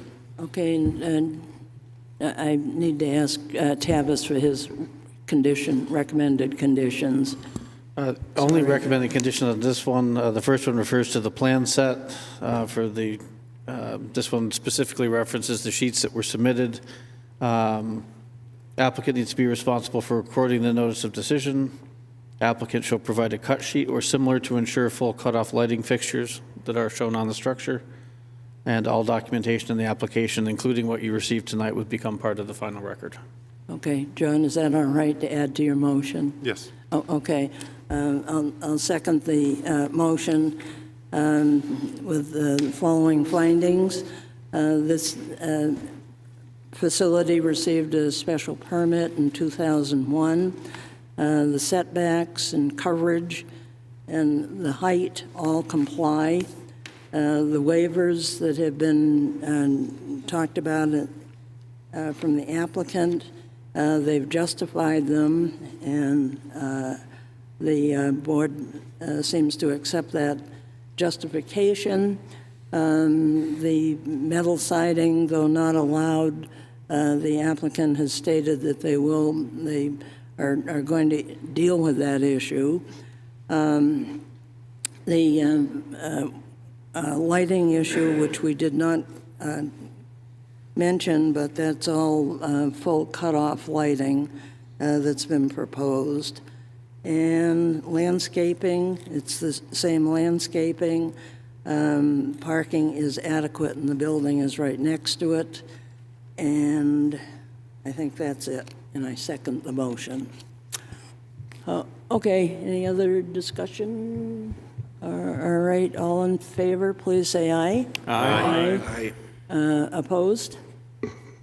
Okay, great, thank you. Need your thumb drive back now. You need your Haven't thumb lost drive my back, right? agenda yet. I'm doing pretty good. I don't know how I'm doing it. Okay, the next application, Lifetime Green Homes LLC, Willow Street, tax map and lot 204-17, case 2023-22. This is for a special use permit for a 6-unit multifamily building within wetland setbacks and buffer. We did hold a site visit at earlier this evening at 3:45. John Thurston, Doug Breskin, Roger Murray, and I was there along with the applicant and Abutter. We just toured the property and reviewed the special use permit plans. And let's see, just a second, please. Okay. This is only for a special use permit and not a site plan, because the site plan was not advertised. So I guess the first issue was the abutter, and that we have already addressed, that the abutters have received notice. The special use permit will be heard tonight, but the site plan will be held at a later date. We have received comments from the Conservation Commission and also the applicant response for all of our considerations. The applicant presentation now will be about the impact on the wetlands, and if you would describe what you're going to do and then tell us why we should consider this application, that would be good. Sure. Okay, go ahead. Thank you, Madam Chairman. My name is Jeffrey Brem. I'm with Meiser Brem Corporation. I'm also with Lifetime Green Homes, the developer on this project. It's disappointing that we're not here for site plan, and I may, in my presentation, talk about issues that are related to the site plan and not the special permit, but it's hard to differentiate, so if I go off, that's why. I want to orient you to the project. So this map here is 15 Willow Street. It's the area in orange, subdivided by a larger tract. You know it on the Bridge Falls Path. It's on the north side, just after the dam, the Berry Dam. And here's Center Street. I mean, there are a number of people in the audience who are interested. This is Center Street right here. And this is a visual from kind of like a drone looking down. Can I interrupt you for a second? Sure. There are a number of people out in the audience who are interested in this application. How do I do this then? Make it so you could turn a little bit. They have everything you turned in, so they might want to see it. Yeah. Okay. Yeah, we should have a screen. Turn it some more. So More? Turn it to more. Okay. All right. Now I don't have my notes, but anyway,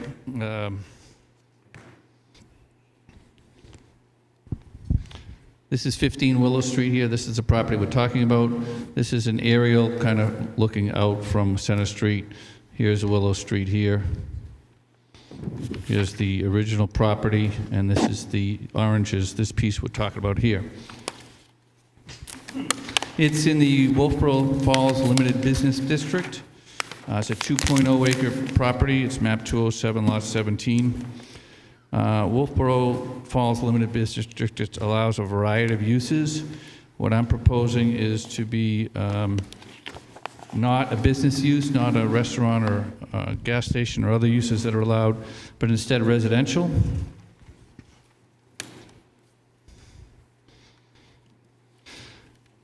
And on the 2 acres, it's allowed, I think I was here on October 3rd, and I told you at that time that the calculation allows 13.2 units by your density calculation. But for various reasons, I'm only going with 6 units, 1 building, mainly because of the setback issues, partly what we're here for tonight. The access will be off of Willow Street here, across the Bridge Falls path into the site. This drops down to a parking area outside and then underground parking inside. The underground first floor parking will have 6 spaces, a fitness center, an elevator shaft, and storage. And then the second floor will have 2 units, third floor 2 units, and fourth floor 2 units. And will meet your 30-foot height requirement. There'll be an elevator, as I said, going all the way from the ground floor to each of the units. It'll be a sprinkled building. We did talk to the town hall group, and we mentioned that. We talked about I immediately agreed to do a sprinkled building here. Now, that comes from the water supply. There is a current hydrant here, but I guess it's an 1800-something line, 1880s, 1890s, and the water department, DPW, does not want me to tie off of that, but instead build a new water line along Willow Street. That part's not a problem, but they have to cross Center Street. That part is a little bit of a problem because it involves a DOT and so forth, but I've agreed to do it, and that's needed to supply the building with enough sprinkler pressure and volume and so forth. So that'll be a 6-inch water line extension at my cost. Also, sewer is uphill at the end of Willow Street. There's a pump station. I'll be pumping to that pump station with a pump station here. And again, that'll go through Willow Street. So by the time I'm done putting the water line in, all the construction vehicles, and the sewer line, I've voluntarily agreed to rebuild Willow Street to the DPW standards. And I mentioned this last time at the October 3rd meeting. I think it's only fair. So the 9 parking spaces outside will be pervious pavement, as well as all the walkways. That's just paving stones. The drainage is pretty simple. All the water that comes down onto the site, it's all downhill, collects in these 2 catch basins and a trench drain, gets directed to a bioretention area here, and then it gets treated for volume and for quality, and then it spills over a long spillway, basically a level spreader, prior to the wetland, prior to the lake. And that is all in a gigantic stormwater report, which you've been submitted to. Which has been submitted. As far as frontage goes, the building has to be no more than 20 feet, but more than 10 feet from the front line, being Bridge Falls Path. So in order to accomplish that, because I have a wetland in between, I'm building a walkway, covered walkway, and a bridge over the wetland, ending about 10 feet from the right-of-way of the Bridge Falls Trail. The trail's actually here, but the right-of-way extends quite a bit, the old railroad. So we're going to end that at probably about 40 feet from the existing pathway, but 11 feet from the right-of-way. That meets zoning. Now they're just putting in new poles here, and I put the approximate location of the closest pole is right here. And as I was there, we saw them in today. So those new light poles on Bridge Falls Path won't be in the way of this proposal. If you recall a previous plan, and some of you may have seen it, where I had 2 buildings, 8 units, I had received approval from DES to fill this portion of the wetland right here. That's not happening with this application. There's no wetland filling at all. So, but there is obviously work within your 30-foot buffer, and that I'll talk about a little bit more when I get into my letter responding to conservation, which I'm almost at. Last time you had mentioned some snow storage areas, and I told you that the plan wasn't quite done yet.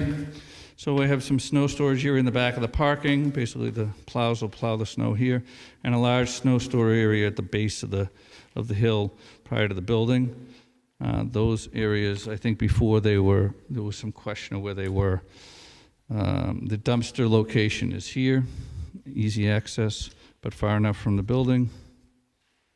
The neighbor to my east Mr. Smithwick has asked me to put in a fence to block off or to kind of buffer between the two properties, especially the parking area.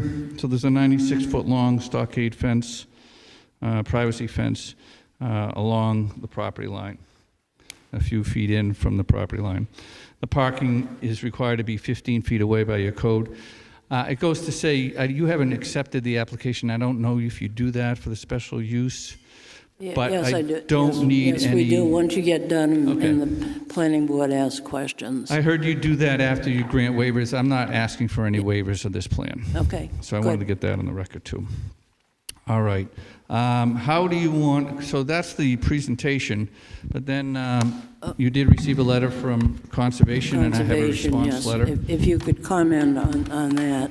Sure. Even though we did receive your written comments. So I'm going to, if you want to pull it out, it's the November 28th letter that I wrote to the chair here. And I won't read it all, but I'll try to go through it quickly, and if you need me to go back, no problem. So the biggest issue I think Ms. Clark had, Lenora Clark, was that the plan did not show the 30-foot line.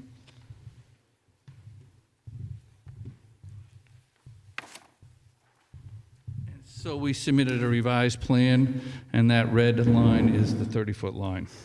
The area of impact in that 30-foot line, which includes some parking, some building, the patio around the pool, some of the walkways, and also the dumpster, totals 5,583 square feet. So that's the request. Ms. Clark talked about the pool and the backwash and the maintenance of the pool, asking that it not go into the lake directly. So I proposed a condition. I'll read you the condition I proposed, trying to address the comment. Any backwash, discharge, or pumping of the pool shall discharge only into the stormwater management rain garden, which will treat the runoff and spill over the level spreader for purposes of ensuring that the lake sediments are unaltered by the pool maintenance. And I prefaced this to say I'm not a pool guy, but I am a drainage guy, so I thought that would be the right way to deal with it. Next comment was on stormwater, and Ms. Clark had received the original stormwater report, but for some reason didn't have this one. She now has it, I believe, because I sent it to her directly. But in those, she asked some questions. So first of all, the stormwater report details the entire site's quantity and quality of runoff, meeting the requirements of the town. And I say it discharges over a level spreader, and that's the reason for that is so it will not concentrate and spread out. I think Mr. Thurston talked about that just a few minutes ago. And it will spill into the lake in a wide path instead of a concentrated path. That's the whole idea of a level spreader. There's a whole section on maintenance, both during construction, which again was a previous applicant had some issues, and so we have a detailed stormwater design for during construction and then long-term, and there's a full O&M plan. There is included in that our reports in New Hampshire. We use the UNH Cooperative Extension report on removing invasive species, and there are some invasive species on this property, as noted by Ms. Clark. They'll be removed, that's easy enough, but how do we make sure that they aren't transported off the property? So I took the liberty of writing a condition for the board. It's a little bit longer, but let me read it in. Prior to construction, the applicant shall retain the services of a qualified botanist or environmental scientist. And by the way, I used Luke Hurley, so I presume he would be acceptable. He's a qualified botanist and environmental scientist in New Hampshire. To prepare a program to eliminate or minimize invasive species transport from heavy construction equipment off the site, and to serve as a monitor to advise the contractor. A monthly report on these activities shall be submitted to the Conservation Commission and the Planning Board by this monitoring agent during times of site construction. Parentheses, no report is required during idle times, winter, or if no site work is done during the month. Next item had to do with the previous use of the property, and I told you before at the October 3rd meeting that I had hired a firm to do a full environmental site assessment, Frontier Geoservices. I sent the board directly the key 22 pages of that report. It's hundreds of pages long, but Ms. Clark, I actually sent her the entire report. And in that report, As background, the report researched the prior uses and made this statement. Documentation indicating this quote, documentation indicating a wood conveyor and also storage buildings on the property existed in the past as part of the former adjacent mill complex. Additional documentation indicated that the target property was primarily used as a wood storage lot. The Frontier report concluded this assessment did not reveal the presence of any RECs, HRECs, CRECs, VEC, or DMCs. And so the question is, what do we do? You know, it looks good, but Ms. Clark mentioned that until you dig into the ground, we don't know anything. So I put together another condition for that as well, if you'll allow me. This is a proposed condition. During the first stages of construction, the applicant shall retain the services of a qualified professional to assess the newly excavated material on the site, obtain at least 2 samples from different parts of the site, shall have them tested for RECs, HRECs, CRECs, VECs, DMCs, and shall provide the results of this testing in a report to be submitted to the Planning Board, Conservation Commission, and Building Department prior to any framing or steel construction on the property. So while we're pouring concrete, we would have all this testing done and make sure that there's no contamination issues that we have to deal with. There's no indication whatsoever that there's anything. It was just a storage for wood, and then they conveyed it over to the mill complex. And there's all kinds of maps and charts in that report that I sent you. Some cool old pictures too. Next had to do with the location of the building to the Bridge Falls Path, and I mentioned that it's 78 feet at its closest point, excluding the covered walkway and bike storage part. And then I think it was Mr. Goodwin that asked me to look into what the building would look like after development. So I did that. Oh, let's break from their letter for a minute and go backwards. I want to show you what the building looks like. Somehow skipped that. Okay, you really don't need to do that until the site plan. But so you want me to skip ahead. this one? I'll do it real quick. Here's the building. You've already got all this. This is the front, the rear, some images from the lake. Architecturally, they took some liberties.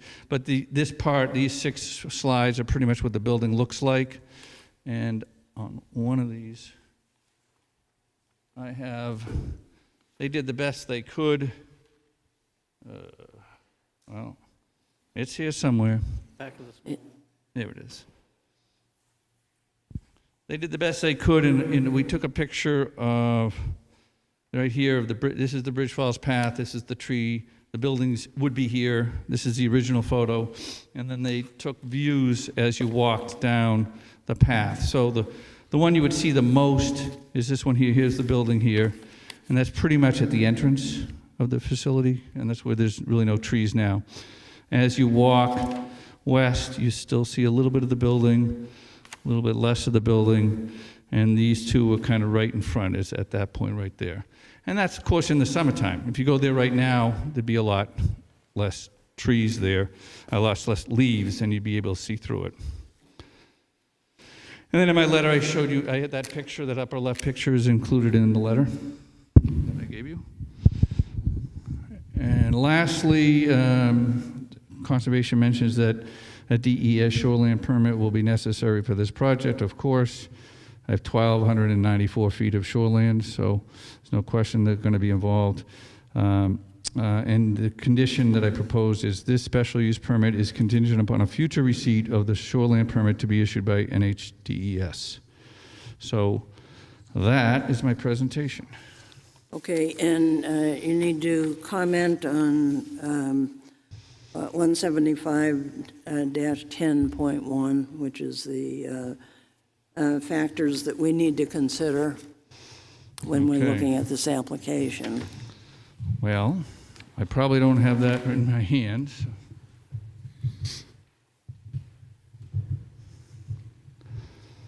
Okay, so 175-10B1, development that is downgrading from the jurisdictional wetlands. Downgrading from me is, downgrading from this property is the lake in all respects.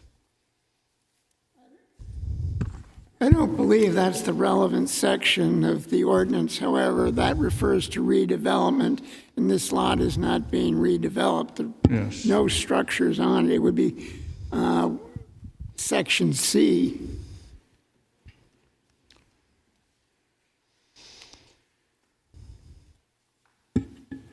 Okay, you're right. I'm just getting this from Tavis now, so I don't have section C here.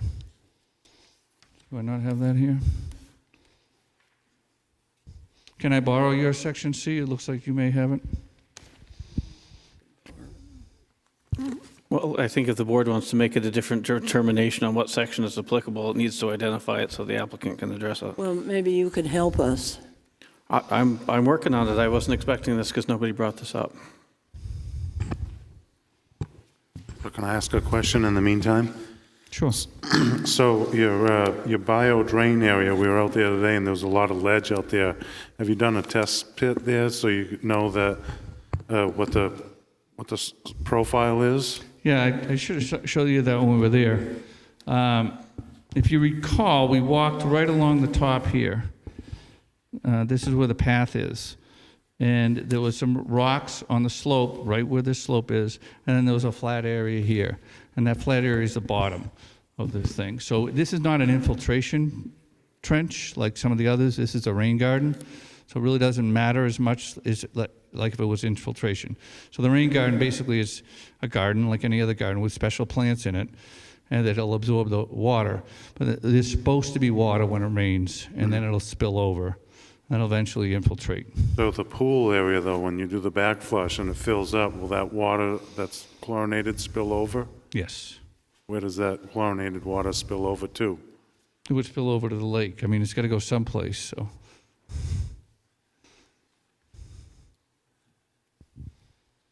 I think what Ms. Clark was saying was she didn't want large pump velocity mixing up with the lake bottom.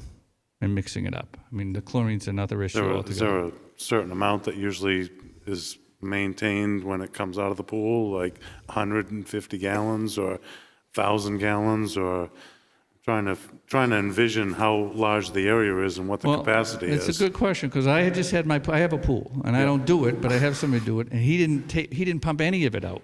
Okay. He just put a cover on top of it. Okay. So I appreciate that she says there is some. I don't have backwashing either because I use cartridges. So there's zero backwashing in my pool.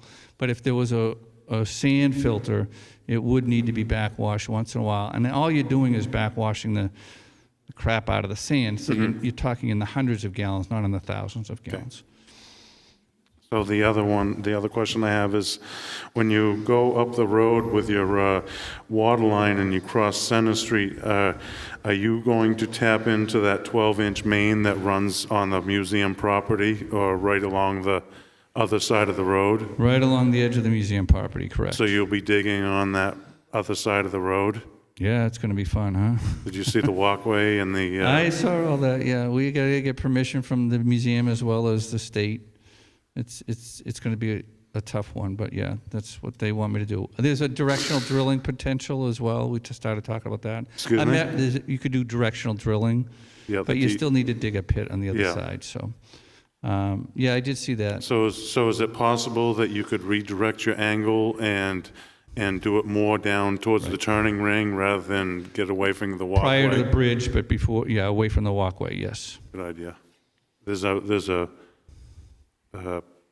fire hydrant there.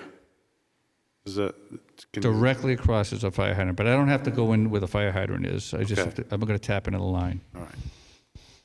So in your point 4, which addresses the soil testing in your response to Ms. Clark's letter, you proposed a condition to test the excavated materials for the various concerns and submit the report to the Planning Board and the Conservation Commission, but it doesn't address how you'll handle the findings of that testing. Well, of course, because I'm assuming that there's not going to be a problem. If there's a problem, we'd have to address them according to New Hampshire law. So maybe we could add that to the condition. Thank you. Is there a plan for maintaining the pervious surface of the parking lot? Because that needs to be maintained in order to keep it. Probably a site plan. It's in the it's in site stormwater plan. report, yeah. Okay. It's all Fine. detailed out. Fine. Okay, and Roger brought up the section of the ordinance. It seems that we should be looking at C rather than A or B, the undertaking of the use. Okay, Roger? Yes, I agree. Okay. And then he still has to justify no alternative location outside of the wetland setback, and the other two. Oh, okay. I did address all these in my narrative. I didn't know if you needed me to Yeah. do that now. Hold on a second. Right. I Well, did then address these. there are So- members of the public here that probably haven't seen some of this. Okay, now I'm going into my application now. There was a 6-page narrative that was submitted in the application. And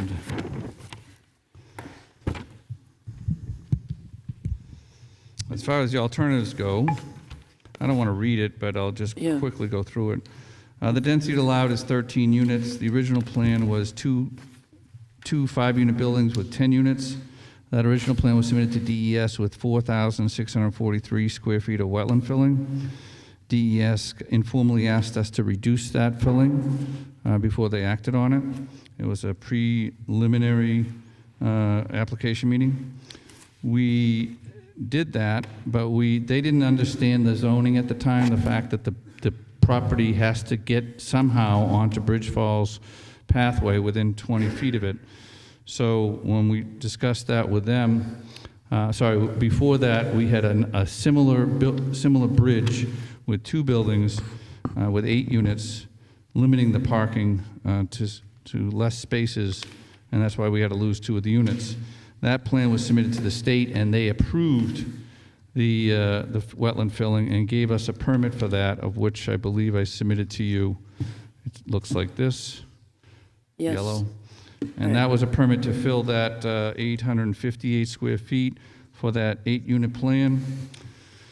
And as you know, the problem with that plan was it had residential on the first floor, which didn't meet the zoning now. So although I met the zoning in all other respects, and I met conservation and DES rules, the town zoning was determined that it couldn't put a first floor, so those townhouse units needed to have a first floor, so that plan was removed. And now we minimized the footprint to the plan you have now, which is now 6 units in 1 building instead of 2, with 6 parking spaces underneath instead of the 15 spaces outside.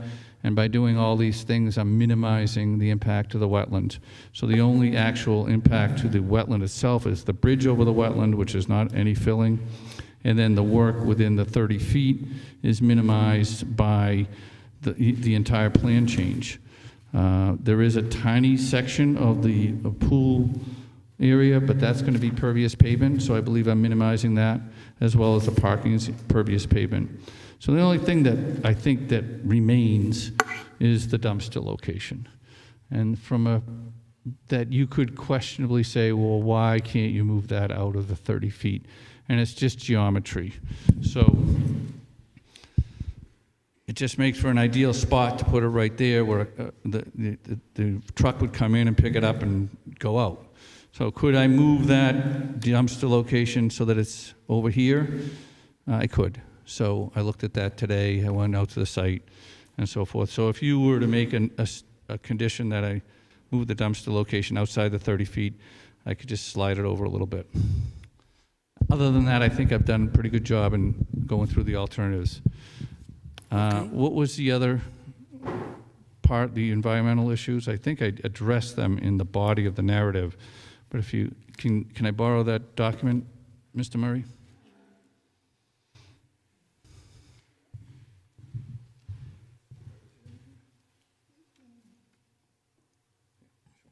And then I'll need that back.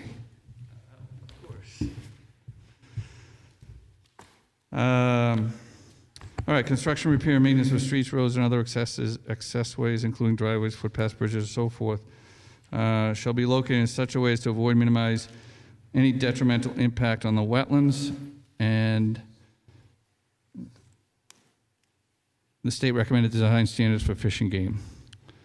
And only if no viable alternative location outside the wetland setback or buffer zone which has less detrimental impact on a wetland is feasible.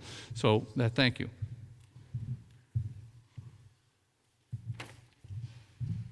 Again, based on the alternatives that I said before, minimizing the project from 13 to 10 to 8 to now, and putting permeable pavement, that's mitigation measures. Permeable, what I mean by permeable pavement, pavers, and letting it flow permeable into the ground, and the same with the walkways. I think I've met that condition. Okay. So that's basically your presentation. I wanted to go to questions from the planning board. Yeah, it's getting late, and I know you have other hearings. No, that's okay. Okay, questions from anyone down there? Steve, Peter, Roger, John? No questions? Brad? Okay. Yeah, I got a question. Sorry, Doug. That's all right. It's not necessarily strictly in keeping with the subject we're talking about, but we had heard a little bit about the appearance of the building, and one of the sentences in the narrative that was provided under paragraph D with other impacts, it mentions the project will provide housing, will aid in economic vitality, and will be aesthetic in keeping with the architectural standards, and is most assuredly not visible to the main streets of Wolfeboro anyway. So in keeping with the aesthetic, I'm just curious what aesthetic you're referring to. Oh, okay. So your regulations have a requirement to meet certain types of materials and material selections, and we took that to heart. And I have, again, I don't think the chair is going to let me, so I'll just point to it. But we have this is submitted in the package as one of these, showing the material selections that were used. And these are all materials that are listed in your architectural standards. That's what I meant by that. All right, thank you. Okay, thanks. Okay, no questions? Then would somebody be willing to make a motion to accept this application as complete? So moved. Okay, I'll second that. All in favor, please say aye. Aye. Okay, I can now open the public hearing. So if anyone wants to speak to this issue, come on up, please.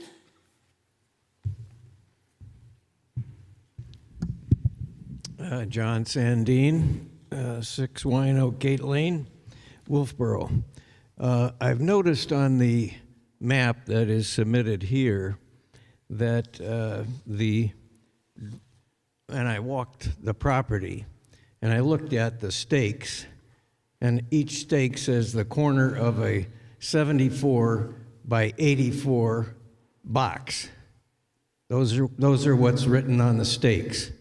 So the brown section here does not appear to be 74 by 8.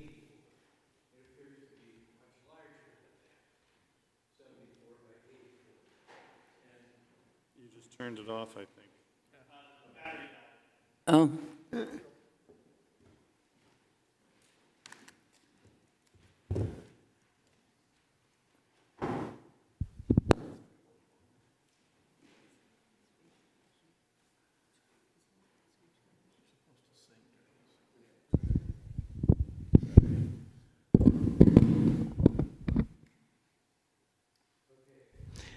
When I go back to the Robert Reich drawings of this area and the plan produced by White Mountain Survey, what's shown as the setbacks is the red line on this property.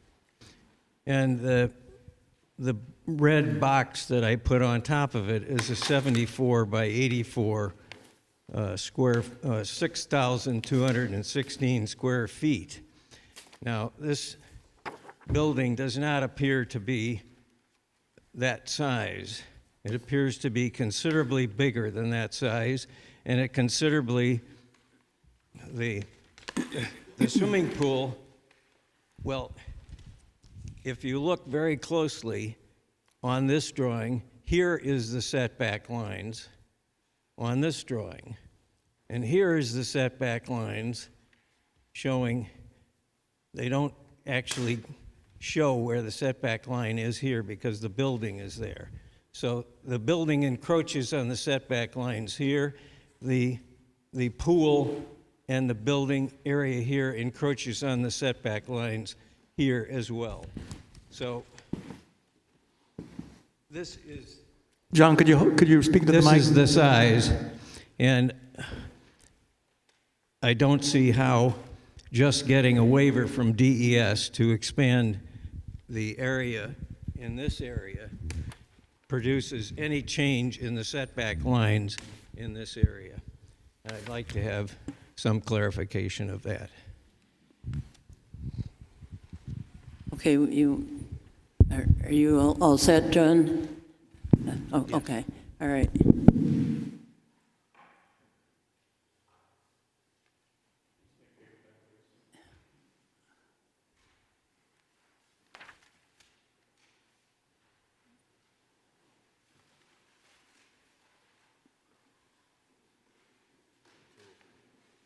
Test it. Okay. This is, can you hear? Yeah. So this is the Reich plan. It's at a different scale. So first of all, it's at a different scale. So when you looked at the kind of reddish building that he had on his plan, it was probably to the scale of that plan, which was different than the scale of this plan. That's why the red building didn't look the same.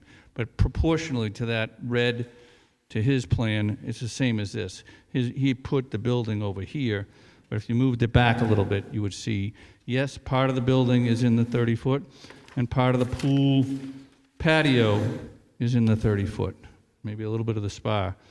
But that's what we showed. The plan is accurate.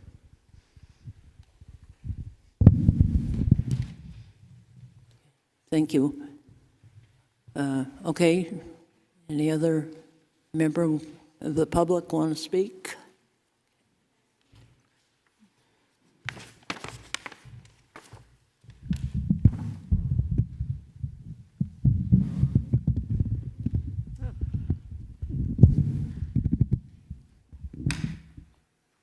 Maggie Steer, Chair of the Heritage Commission. Is that good? No, you don't. I'm not sure that it's.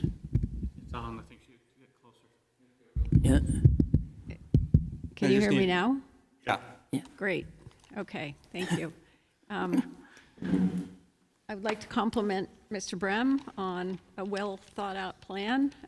Nice to see that so much effort has gone into your presentation. As you may be aware, there was a group of us who were looking at acquisition of this property for conservation land, and as a result, the Heritage Commission did extensive research and documentation of the history of the property. One of the first things we'd like to suggest is further archaeological study might be warranted per the comments of the state archaeologist Dave Truby, who walked the property with us. I know that a Phase 1A has been done, but that doesn't include any on-the-ground examination. There was also no mention of the fact that the entire rail corridor has been determined eligible for the National Register of Historic Places. And that includes not only buildings, but historic landscapes. As you all are probably aware, mills were built at this site when the town was first settled to take advantage of the drop in elevation of the Smith River that furnished water power to grind grain and saw lumber. For over 200 years, this was a productive landscape, characterized not only by the mills at the outlet of the river, but also other factories and sawmills ringing Back Bay. In 1872, the rail line to Wolfeboro was built to ship goods back and forth from these businesses and had its own station and freight house on Center Street. the freight house still stands. Mill Village, Slab City, The Falls were all names for this working and working class neighborhood. Today, there are still mixed uses along Center Street. Since the Bridge Falls path was created in 1991, this lot has served as a buffer and protection for that National Register site. We ask that impacts to this 1-mile town-owned section of the trail avoid or minimize impacts as much as possible. To effectively do that, we'd love to see the planning board review the complete site plan rather than granting this special use permit ahead of full review. Our concerns also include conformance with the recently adopted architectural standards, which are part of the site plan review process. I would point out that nearly all the buildings surrounding this and surrounding Back Bay are largely 19th century structures, and the proposed architectural plan is very modern and contemporary, and I think you would be hard-pressed to find another building like it within the Wolfeboro Falls or even downtown area. We still have questions about the issues of access and the extension of Willow Street to access this particular lot. We are concerned about increased traffic crossing the rail corridor, both during and after construction, and visual impacts to the character of the Bridge Falls path, as well as views across Back Bay and from downtown. As Mr. Brem noted, the building will be screened during the summer months when there's foliage on the trees, but not during the winter. And as someone who is a frequent walker of the Bridge Falls path, it gets a lot of use in the winter as well. So those are our concerns. We look forward to more opportunity to provide input on this project. Okay, and he will be coming back for a site plan? Correct. Okay. I have one question about the presentation tonight. I am not clear about the little connector pathway from the main 6-unit building leading to the Bridge Falls path. It sounds like it's crossing wetlands, but I'm just curious about that and the need for that. There obviously has been a lot of public access to this lot, and there are various trails from the Bridge Falls path, and I'd just like to hear how Mr. Brem plans to address that issue of public access when there's so obviously a connection made. Okay, Thank all you. right, thank you. Okay, can you address that issue?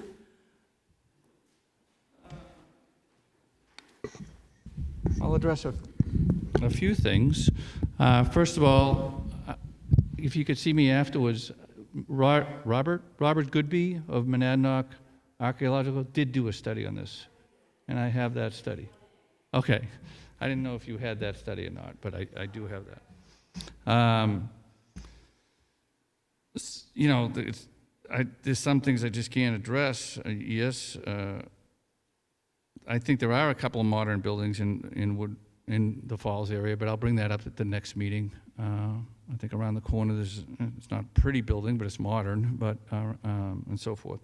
The access, we're coming off of Willow Street onto an easement that I have with my neighbor, Mr. Smithwick, and then onto the property.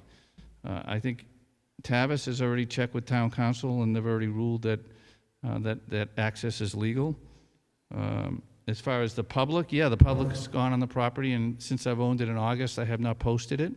I have let the public go on the property. You may not know this, but somebody lived on there for a little while. The police called me up and got rid of them. But I have purposely not posted it because I know I'm making changes, and changes is difficult for people. And I said, you know, if they use it now, nobody doesn't bother me. I have insurance and so forth. So I haven't posted it, and I've let them use it. And I was there today, and it snowed yesterday, and there's footprints are there today. So it's being used, I would think, on a daily basis. And I have no problem with it until I do something with it. So I don't know what else I could do. I can't provide public access after it's developed, but I'm doing my best I can while it's in the planning stages anyway. So the trail that she mentioned that goes from the building to the pool, is that we walked that land today there. It was high and The path is there, there's, Yeah, but you could, sure, people can, I'm not going to kick anybody off it, but No, but what's there's going to no happen once wetland. it's developed and there's a driveway there, I'm not going to gate it or anything, so you technically can walk down there, but people won't anymore. You know, when it's wild and open, they take a walk down to the water, but when it's developed, they probably won't be taking a walk down the water, but there is a pathway. will you be delineating the wetland areas so that people can see the wetland areas? What do you mean by that? Well, she mentioned that it was a wetland, that the path was, where the path went between the two buildings Oh, to I the think, pool. okay, let me, I think, Yeah. I think she's saying, what is this From the here? rail trail, right, yeah. Is okay. this what you were asking about? Okay, so in order to meet the frontage, you have a weird frontage. I have it, believe it or not, I'm building a project in Massachusetts that's got the same exact thing. No more than 20, but no less than 10 feet. I've never seen that except for in the two towns I'm building in right now. So, and I had to do the same thing there, and it's costing me some problems. But so I have to be in this zone right here. The building has to be in this zone somehow. So I decided, I thought it was kind of clever that it came out of the basement of the building, up some stairs in a covered bridge, covered walkway, over the wetland, not filling the wetland, and getting into that strip of land.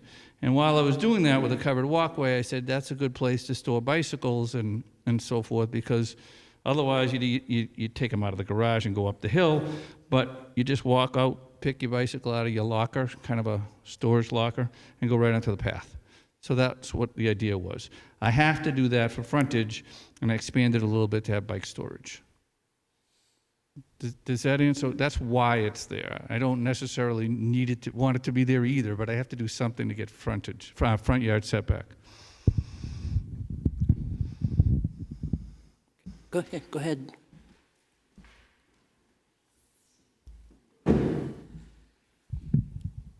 Suzanne Ryan, resident. I'm wondering if whereas this abuts town property, I'm wondering if the Board of Selectmen has had a chance to have a meeting to weigh in on any of this?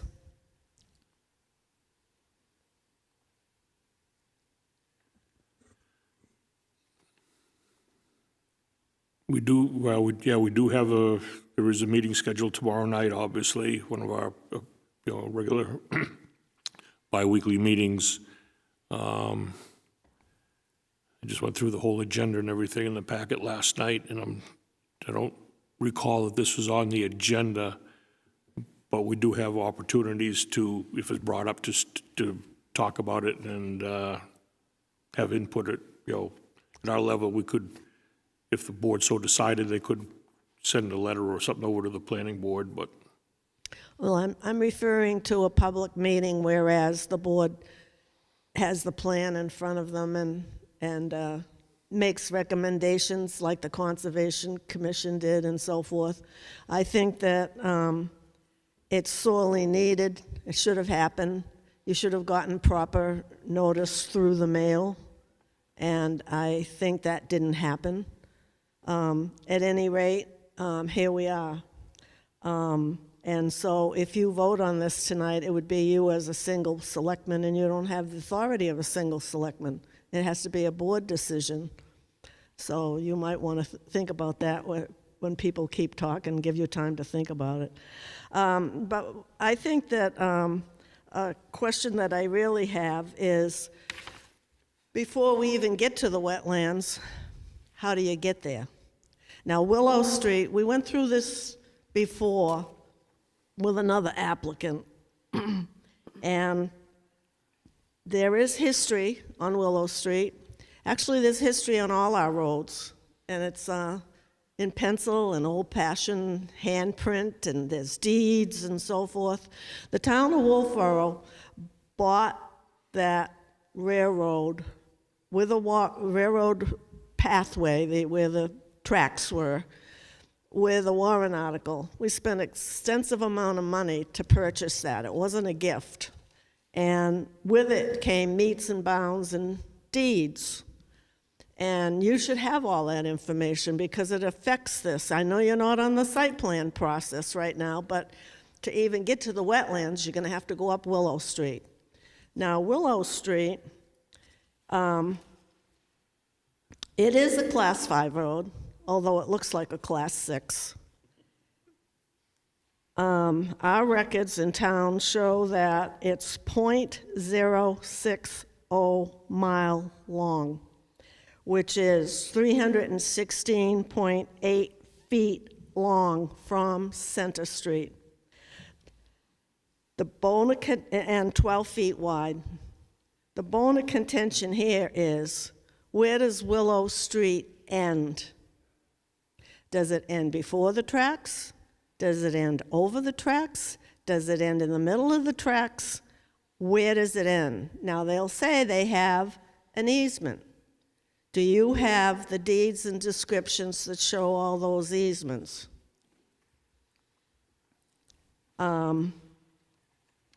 I tend to think you probably don't, because it's a confusion about the easements. There were easements over to the one mill, and there's another easement, and we're hearing about another possible pathway, something easement on to the rail trail. I think the Board of Selectmen have to be fully engaged in this before anyone starts talking about where easements are going to go. I would hope that deeds and documents and plans determine where this supposed right-of-way is to this parcel and where our road rights begin and end, and that the board, unfortunately, not having the full site plan tonight, is kind of stuck. So Okay, I would, we're going to get it, though. I would hope that what you would do is continue this portion on the wetlands until you get the full site plan, and then it all comes together where the public can understand it, hear it, and see it. And in that period of time, figure out about this supposed right-of-way, whether it goes over the path, whether it stops before the path. I mean, I did a lot of research, and I can't stand here and testify as to where it begins and ends. I do know that the plow goes up and stops, it turns around and comes out and stops, and it's evident of that when you went on your site visit, you saw that. But there should be no decision made tonight until this easement and right-of-way and length of Willow Road is determined. Thank you. Okay, thank you. I said thank you. Okay, any other member of the public?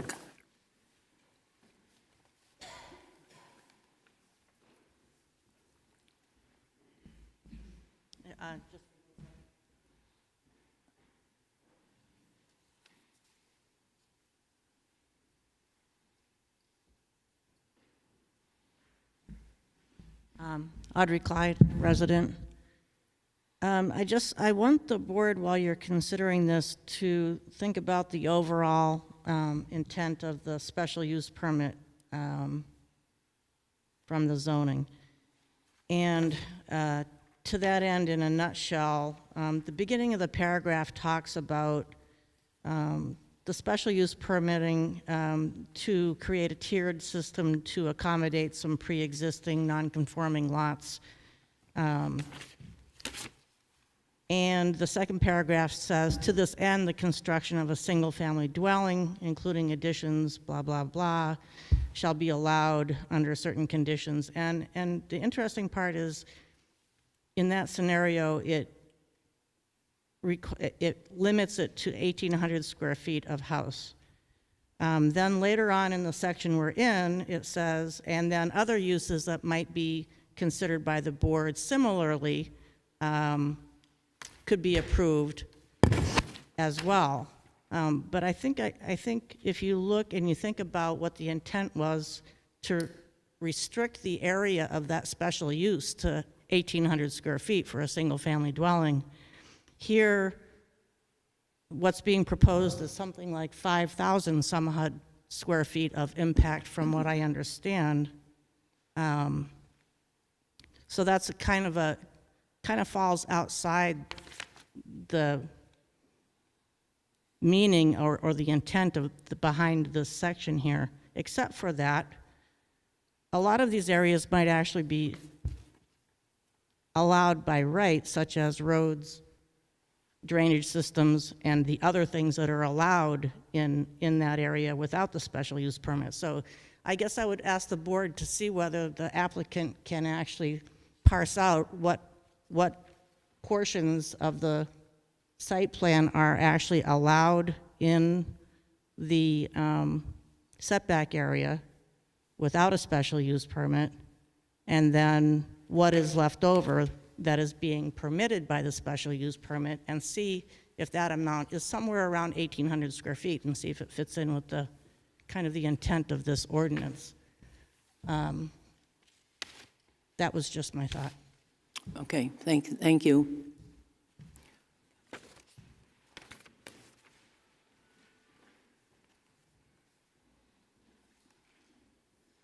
Rich Massey, resident. I'm representing the Wolfeboro Waters Committee tonight, and the committee wants to go on record simply as endorsing the concerns and the recommendations contained in the Conservation Commission's communication with the Planning Board dated November 22nd, 2023. It's my understanding from what the applicant said tonight that he has responded to some of the concerns, but unfortunately that response did not come in a manner timely enough for the Conservation Commission to be able to respond and to either agree or disagree with those responses. And so I just want to suggest that it would be a good thing for the board to give the Conservation Commission an opportunity to weigh in a final way when making a decision about this project. The other thing, I have a question. There was some conversation about a stormwater plan. Am I right in thinking that the town's stormwater regulations apply to this project? Yes. They do. And has the board been presented or given a stormwater management plan with regard to this application? Yes, we did. I'm wondering, well, maybe Mr. Brown can tell me, is that the document titled Stormwater Management Report, Bridge Falls Landing, with a date of June 20th, 2023? Would that be right?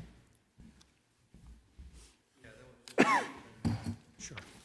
Yeah, that was revised in November and resubmitted to you. But yes, that report, June 20th, was for the 8-unit project. That was accidentally submitted in the application, and the next day we realized that and submitted the November 20th report.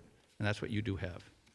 And Ms. Clark has it because I made sure I sent a copy directly to her in response. Yeah, she has received your response, but she mentioned that she has not had a chance to go over it with the Conservation Commission members.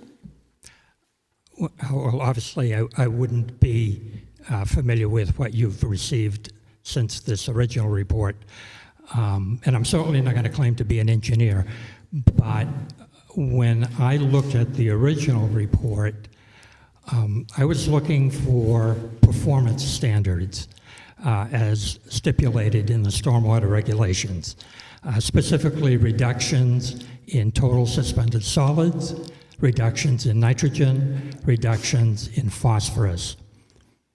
Again, I'm not an engineer, and I may have missed it, but I did not see those calculations in the stormwater report.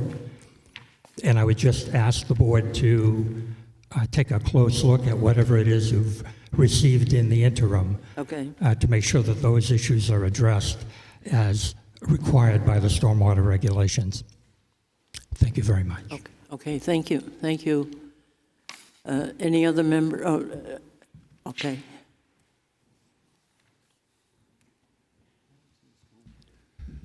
Bill Sawfield, Wolfeboro resident. Here on behalf of the Abenaki Water Ski Club. We use Back Bay for daily practices and tournaments and have been since 1981, which this summer was our 43rd year out there. We're just concerned about safe passage out there with docks being built. And we do know that the board here doesn't have any jurisdiction over docks. And we have talked with Mr. Brem on the side, but just for the record, I'd like to have him show us where we had talked about docking may go and access from his property down there. And hopefully the wetlands won't be a problem for access down to the docking area, but also would like to know if he has a plan on how many docks and slips he's looking for. Thanks. Thank you. Yeah, it's just one slip per unit, so 6 slips.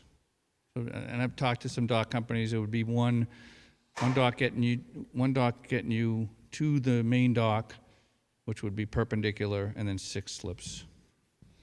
So finger slips. Oh. And keep this thing.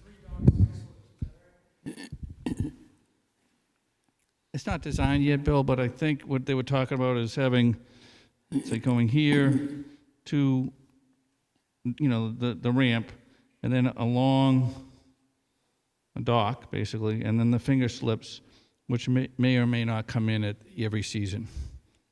So there'd be, 4 finger slips for 6 docks? Oh, 3 docks, yeah. That's it. It's not a marina. There'd be no services provided. Just simple dock, but would like to keep it so that it's permanent and not have to be removed every year. So the boats. That's an issue that's dealt with by the state. Correct. If you could show it on the site plan, that would really be helpful. I will show it, no problem, but the problem is until I do a survey, and I can't do the survey till the springtime, they got to survey the water levels and so forth. We think that's where it's going to go, but until we do a full survey of the 1,200 feet of frontage, I don't know where it's going to go, so. But you do understand they have to get onto the bridge anyway, so they're not going to be big boat slips. Oh, no, I know that. Yeah. They're going to be tiny boats. I think the max is 20 feet or 18 feet, so. I know, but I think that the concern is how far out it will And reach. we don't know that until I do the survey. Okay, but that's the concern. Understood. Yeah. And I can't, and I've already told Mr. Swallow Bill that we won't interfere with the Abenaki Ski Club at all. The racing club. If we do, I won't do it. I already said that, and I stick by that. I said that on October. So I don't want to impinge on something that's been there for decades. So if it's a problem, then we won't have any docks. They'll have to rent slips somewhere else. Okay, all right, thank you. And the stormwater report, we haven't received it. I know that it's in the file. Mm-hmm. We don't have it yet because that's really a site plan issue. So will you be able to address the issues that Mr. Massey brought up? In the site plan, when we talk about that, absolutely, sure. Yeah. Okay. Yeah. Now, do you want an actual hard copy? Because you've got PDF copies of it. Well, do you have a hard copy? Well, there is a hard copy, yes. So the question, I think, is do each one of you want one? I mean, it's this thick. It's just I don't want to waste paper if you could read the PDF. And the whole volume, too, unless you know HydroCAD, you won't even understand it, so. Okay, John would understand it, and Brad. But it's in a PDF form, so I guess if you need it, ask Tavis and I'll make it. But I'm an environmentalist too, and I just don't like to waste a lot of paper for nothing. Okay, all right. Yeah, I think you should do it in a PDF. We don't need to have all that paper. Sorry, you're okay with the PDF only? Yeah, that's what We'll start with the PDF. If somebody wants one, we'll figure it out later. Okay. Any other member of the public?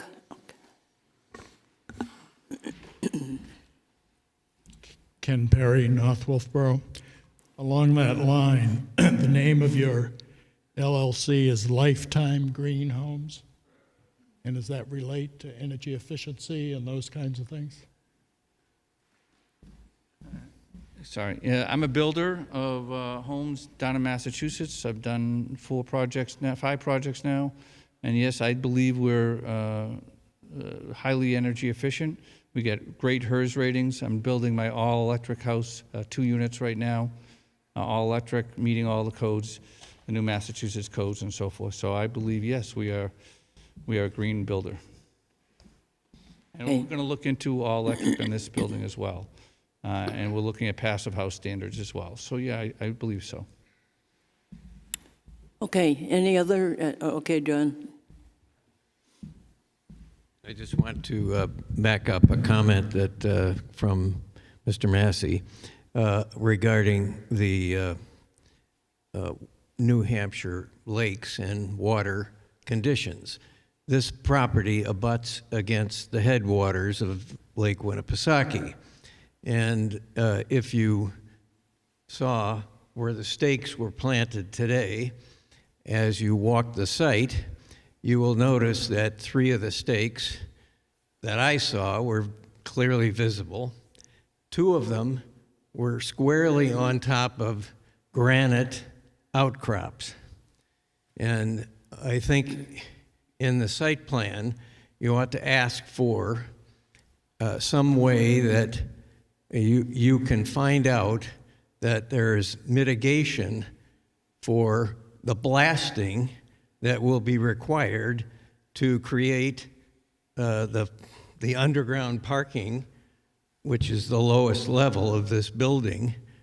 How are you going to mitigate any problems of groundwater issues creating runoff into Lake Winnipesaukee effectively? And I think you ought to ask for some way in the site plan to know that there's mitigation for all the blasting that must occur to put in a pool, to put in the foundations, to put in the parking lots. It's extensive. You can't walk that property and not recognize that the only reason it's there is because it's a granite rock outcrop, and you're trying to build on top of a granite rock outcrop. Okay, thank you. Are you planning on blasting?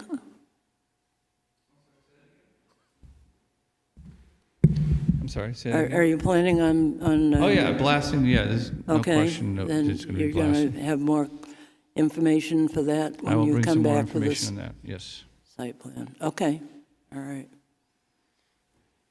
Okay, anyone else? Okay.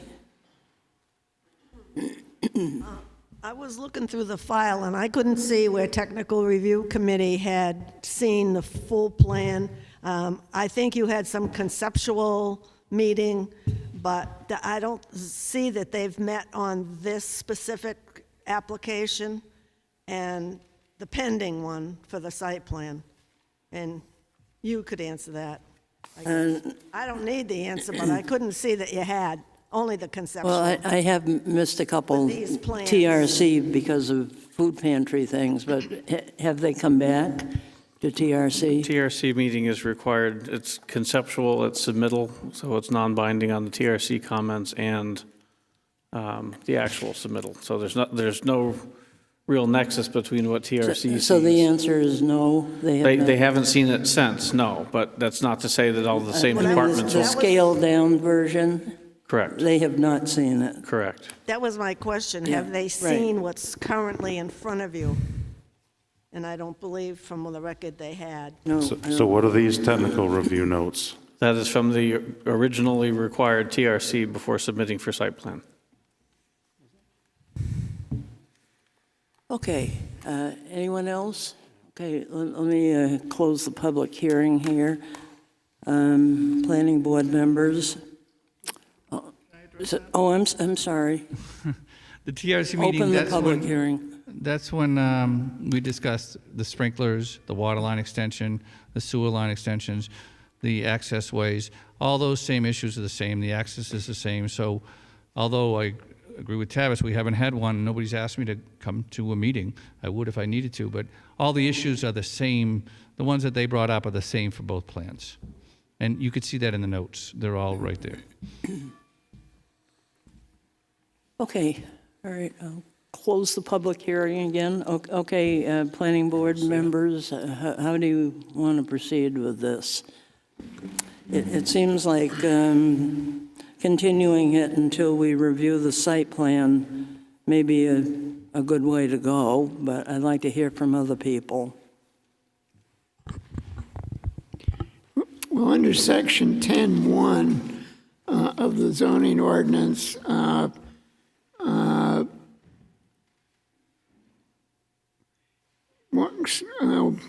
the three related requirements, federal and/or state permits have been received for the proposed activity in accordance with New Hampshire environmental rules and federal clean water section. Where applicable, proof of compliance with all other state and/or federal regulations has been received. When a special use permit application proposes work that requires a New Hampshire shoreline permit in accordance with RSA 483B, the applicant shall submit a copy of the shoreline permit and approved plan as part of the special use permit application. So I think continuing this hearing would be in keeping with those requirements. And that's You make that motion? I will make that motion. This be continued, and do we want to do a date certain? Well, you have to if you continue it. And I don't know when site plan's going to be submitted, so. No, the application was not submitted. The site plan, the physical site plan is submitted, but the application wasn't. When we were on the site walk, you mentioned the first Tuesday in January. Does that work for you? Yes, he has submitted a site plan application earlier. So it seems like that would be a relatively simple thing to. Just has to be noticed. But we've heard tonight. No, I understand that. But it's easy to say it's January 1st, but if that's going to be the case and you continue this to that, I have to send the notice to the newspaper in the morning. That would mean that everything that's been heard tonight for additional information has to be provided by next Thursday. You said next week we could send it, isn't that what you If many in the audience and the public expect all legal notices to be done in the Granite State News, that has to be sent tomorrow. Okay, well, we're going to do that also, but. So if the board is comfortable, we can meet the legal requirement with another paper but still put a notice in the Granite State News for a January meeting, yes. That's. What? Okay, what is she reacting to? I don't want to open The zoning board has made a stipulation that all of their public hearing notices for legal requirements be in the Granite State News. The regulations and the statute require a newspaper of general circulation. Where I don't have a complete application, I don't think it would be appropriate to put a notice in the paper tomorrow for next week to notice the January meeting. Yeah. Why don't we do the third week in January? That's fine. Make that the motion. Would that work for you? Is Mr. Brem available? Yeah. I'm a little confused what you're saying, that I didn't submit the one-page application. I thought that was already submitted, so Tavis and I are not on the same page on that. Is that what you're saying? That's correct. I can get that to you tomorrow morning, of course. Okay. Yep. And then he has a complete application as far as submittal is concerned. Not without the stormwater plan. Without what? Not without the stormwater plan. We have a stormwater report, we don't have a stormwater plan. It's on it's on the 6 sheets. The plan is in there. All the details are in there. Okay. I heard tonight that people who went through the packet don't believe it to be in there. I don't know what position the board's going to take on that or not. So they were quickly looking through it and determined they didn't see it in their packet. So we've got to figure out what's missing. Okay. But anyway, you'll have it down by the Can you get the second meeting in January. stormwater report that would address the issues in the site plan? Yes. To us, or to the office? Yes. And I can make it be, when would you need that by in order to do the second meeting in January? another 2 more weeks, right? Yeah. Yeah, that's fine. We could do that. If you want to do the second meeting in January, that's fine. I move that we continue the meeting to the second meeting in January. Okay, I'll second that. All in favor, please say aye. Aye. Opposed? Okay, all right, thank you, and thank you to the members of the public that came out. No, who? Howard, Peter and Kathy. That's the one we got. See if Jim Rhines is still awake.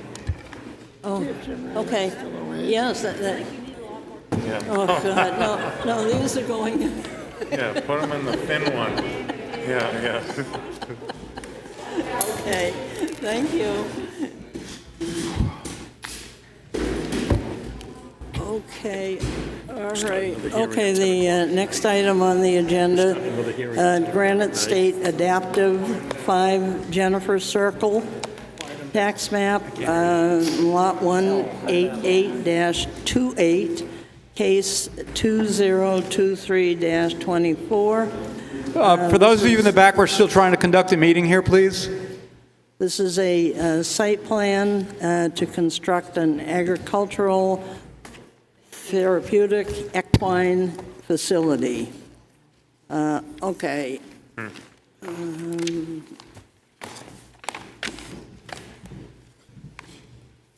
Okay, before we get started, I was asked a question, did this application need a special exception? And so I passed that on to Tavis, who then got a legal opinion from our attorney, and she said it seems that this would require a special exception. So I know you have to go for the fill permit from the state. I don't know if you want to do this tonight or how you want to. Well, the second part of the attorney's comment was that she recommended that site plan be completed,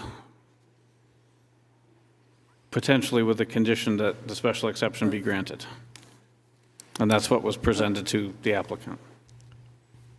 Yeah. Yeah, okay, all right. So it's been read into the record, and you're Jim. All right. Thank you, Madam Go Chair. ahead. And thanks for hanging in here all night and giving me a chance to go. So for the record, I'm Jim Rhines from Horizons Engineering, here representing Granite State Adaptive in their application for site plan approval for an agricultural therapeutic equine facility on their property located at 5 Jennifer Circle, which is on tax map 188, lot 28. Granite State Adaptive is a New Hampshire 501c3 corporation. The property is 24.96 acres, and it was part of a subdivision from 1975 that was composed. This property is composed of 15 lots from that subdivision, plus portions of the Jennifer Circle that was never constructed. They have subsequently all been merged into a single parcel of land. It has 220.52 feet of Okay, frontage. well, are you going to go ahead with this? Because, I mean, generally, is that what you're going to do? I beg your pardon? Is that the decision, that you want to go ahead with the? Oh, yes, wanted to go ahead. Okay, because we usually do it after it's been to ZBA. That's when we usually do the site plan. I understand, Madam Chair. I guess I would just, so I'm retiring from full-time employment at on December 22nd, and I won't be back until next May. I have letters of support from the neighbors, and neighbors are here to speak in favor of it. A special exception is a permitted use, as you know, as long as you meet 8 criteria. They're a much lower threshold than a variance, and I think given the endorsements, they had a neighborhood meeting last week and got signed document that I will submit here tonight if you would like, but I think we're willing to take that risk if the board is willing to hear one more application tonight. Let me check with the board then. Okay, thank you. Board members, how do you want to proceed with this? I would like to proceed with the hearing tonight. I know normally and ideally we would have the special exception, but because of the way this apparently was initially presented to the applicant, I think we should proceed with the site review hearing tonight with the understanding that if, when they go to the Board of Adjustment, there's a substantial change, they might need to come back to us, but I think that seems like a reasonable gamble. Okay, Peter? I guess my suggestion would be that if we continue with this hearing, that people who are for it maybe should just be told to raise their hands, and only people who might be against it. The reason I'm saying is that the people who are for it probably could talk for 5 or 10 minutes about how good it's going to be, but maybe at this time of night it's not a good idea. Okay, Doug?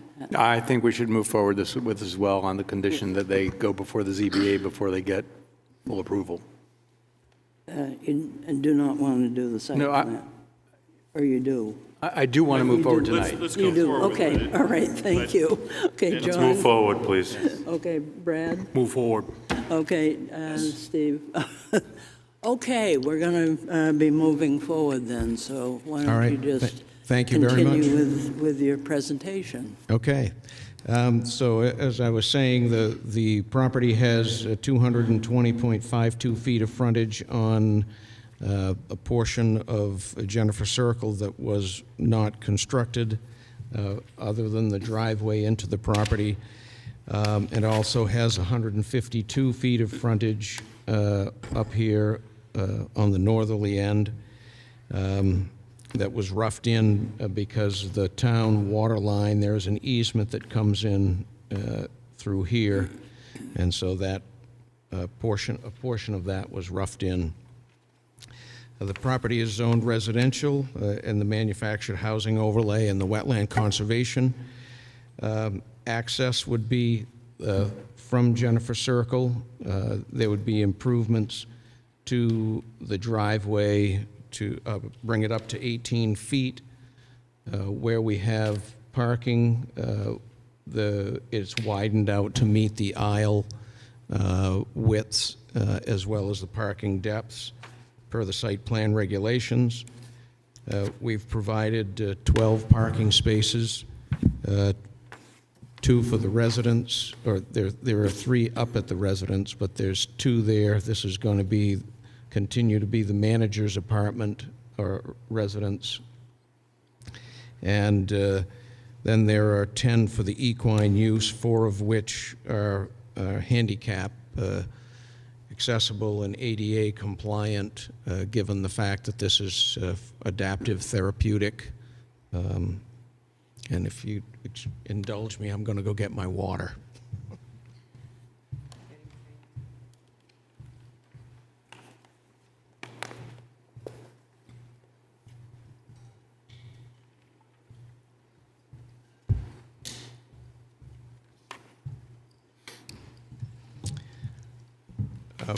For the drainage, this will disturb over 100,000 square feet, so it requires an alteration of terrain permit. The alteration of terrain permit is considered compliance with Wolfeboro stormwater rules. We did submit the drainage computations for the board that demonstrate that there is no increase in runoff with the stormwater treatment that we have detention basins and treatment swales in here for the 1, 10, and 25-year storm event. In fact, there's actually a decrease in every storm event except for the one-year storm event, which there's just no change. Okay, but this still needs a permit from the This still state. needs an Yes. alteration Okay. terrain permit All right. from DES, yes. It is serviced by municipal water and municipal electric, both of which are on site now. The lighting, we have proposed 4-pole mounted lights that would not exceed 12 feet in height, 6 wall pack lights, 2 on the stable, 2 on the compost structure here, and 1 on the storage building and 1 on the arena. There are also 2 area lights that would be on the arena and then the storage. All of the lights are full shield cutoff per the lighting requirements, as is noted on the note down here on sheet 2. Waste disposal is interior to the building. The manure is going to be composted. There's a airflow through here. It's a higher tech composting situation, so manure is loaded in on the upside. It air flows through it, and it accelerates the composting, and it drops down below. There's about a 4.5 foot change in elevation between this side and this side, and then it's available for composting as well as spreading on the pastures.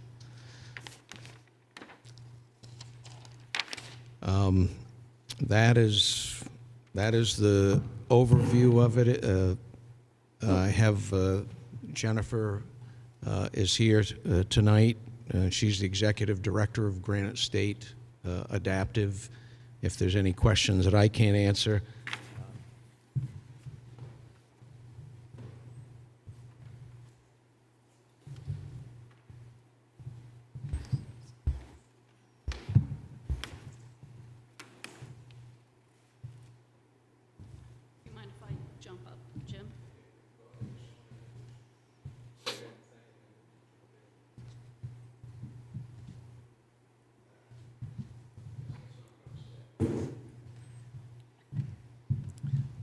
In the planner review, there was a comment about the architecturals, and so for the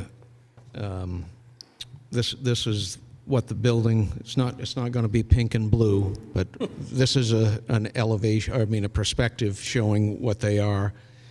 The bottom one here that's is more representative, the one in color, and at Tavis's suggestion, in the plan review, I don't know that I need it because we've got this information, but I did produce a waiver from the voluntary architectural review guidelines, and my rationale for it was that the structure is sited 770 feet from Jennifer Circle and more than 200 feet from the nearest boundary line. We've provided these architectural perspectives to give the board an understanding of the shape of the building, and there was no intent to deviate from the spirit of the ordinance, and the owner will provide specific aesthetic look and siding materials during the building permit process. They've been fortunate to receive a couple of significant grants, and as they go through the budgeting process, they've looked at siding types like hardy board. It's going to be a timber frame construction. So I will submit this waiver as part of the application. All right. Very good. And then Jennifer would like to speak. Okay. Right. Okay. I'm not sure if you guys are familiar with our organization. Jennifer, could you introduce yourself? Oh, sorry. Thank you. I'm Jennifer Frazier. I've lived in this area since 1975. I moved to downtown Wolfeboro, went to Kingswood. I'm a physical therapist, and I'm the founder and executive director of Granite State Adaptive. Our mission is to empower individuals, especially those with disabilities, at-risk youth, and veterans, to develop independence, confidence, life skills, and fitness through adaptive sports, therapy, training, and recreation, sustained by community engagement. We run the adaptive ski program at King Pine Ski Area. We've been there for 30 years. We run an adaptive cycling program on the Bridge Falls Path. Our bikes are stored in the basement of the Hope House. What we're proposing here is for our equestrian program, which is currently, the base of operations is at my house in Mirror Lake. I have 70 acres on Mirror Lake Drive. We have encountered real challenges with weather. Normally, we are challenged by winter. This year, we were challenged by summer, rain and whatnot. A few years ago, we had a grant from the New Hampshire CDFA to do a study on our organization. And it was determined that Wolfeboro would be ideal for us to build an indoor riding facility to serve our participants because of the difficulty of our participants, some of them to even get to us. The Children's Center brings them to us. St. Charles School brings them to us. Small groups. We're small but mighty. It's not a large organization. Brewster Academy in Kingswood, students come to us. So we have a rich volunteer population, largely in Wolfeboro, that helps mentor youth and veterans. When we found this property, it is surrounded by a lot of Wolfeboro property, Wolfeboro town-owned property, and the trail system. And I know I'm off topic a little bit as far as the site plan, but I want you to know who we are. Access to those trails is very limited for the population that we serve. So anyway, it's a magical little gem of a property, but we're proposing an 8-stall barn, 8 horses on this property. And sorry, I lost my train of thought. So we got an initial grant from the CDFA to do a capacity building study. But this year, in August, we were awarded $1 million from Northern Borders. And we have the $1 million match from somebody local in our community who's very philanthropic. We have just applied for another $1 million to the New Hampshire CDFA for community facilities. Even though it's not a community facility, we meet a need by the population that we serve as a targeted population.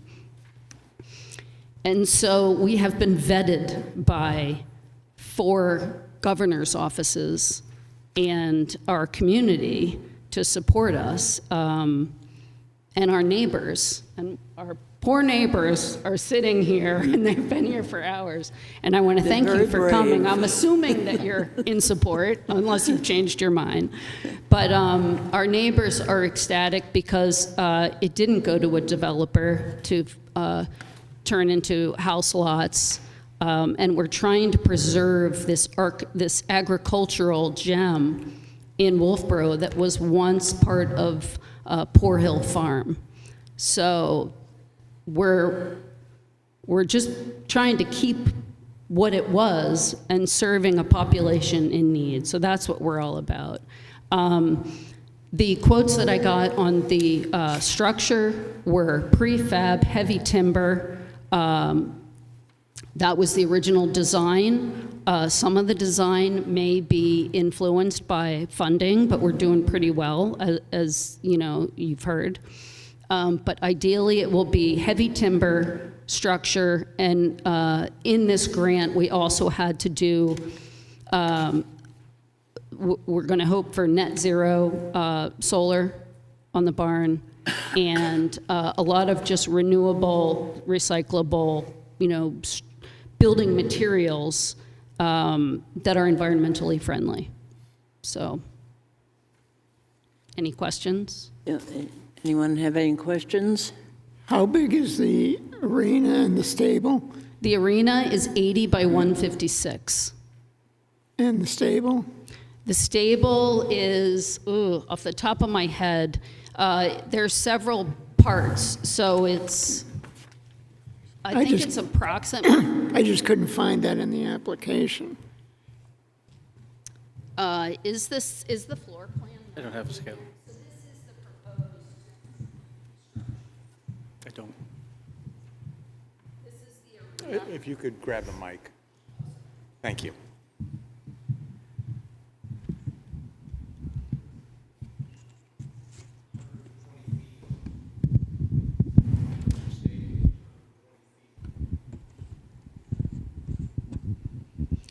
It's 120 feet, and at certain parts of the stable are 36 wide, 12-foot stalls, 12-foot aisle, 12-foot stalls. And then there's a section that has a training room because we work with, some of this is also like an economic development piece here where we work with youth. We have college students come and intern with us, and we work with veterans. And then there's also a viewing room. So we've got the 36 by 120 there, and then you've got the attachment here that has a training space, a viewing space that will also be used by, for example, this summer we hosted a wellness workshop with mental health practitioners and first responders and veterans. So, using horses. And I invite you all to come do some horse therapy after meetings like this. This is probably the most stressful evening of my entire life. Oh, this is But anyway. Is this going to be open to the public or? Yes, it is open to the public in a sense that it is by reservation. But the property will somewhat be open to the public in the same way that the internet trail is open to the public, right? Where you can ski through people's yards because we've all agreed to groom it and ski. We hope to have something similar on the perimeter of our property that abuts the Upper Bog Hill Trail, so that will be friendly to the public, but there will be aspects of it that aren't completely open, kind of like Maker's Mill is not completely open, but a schedule of events.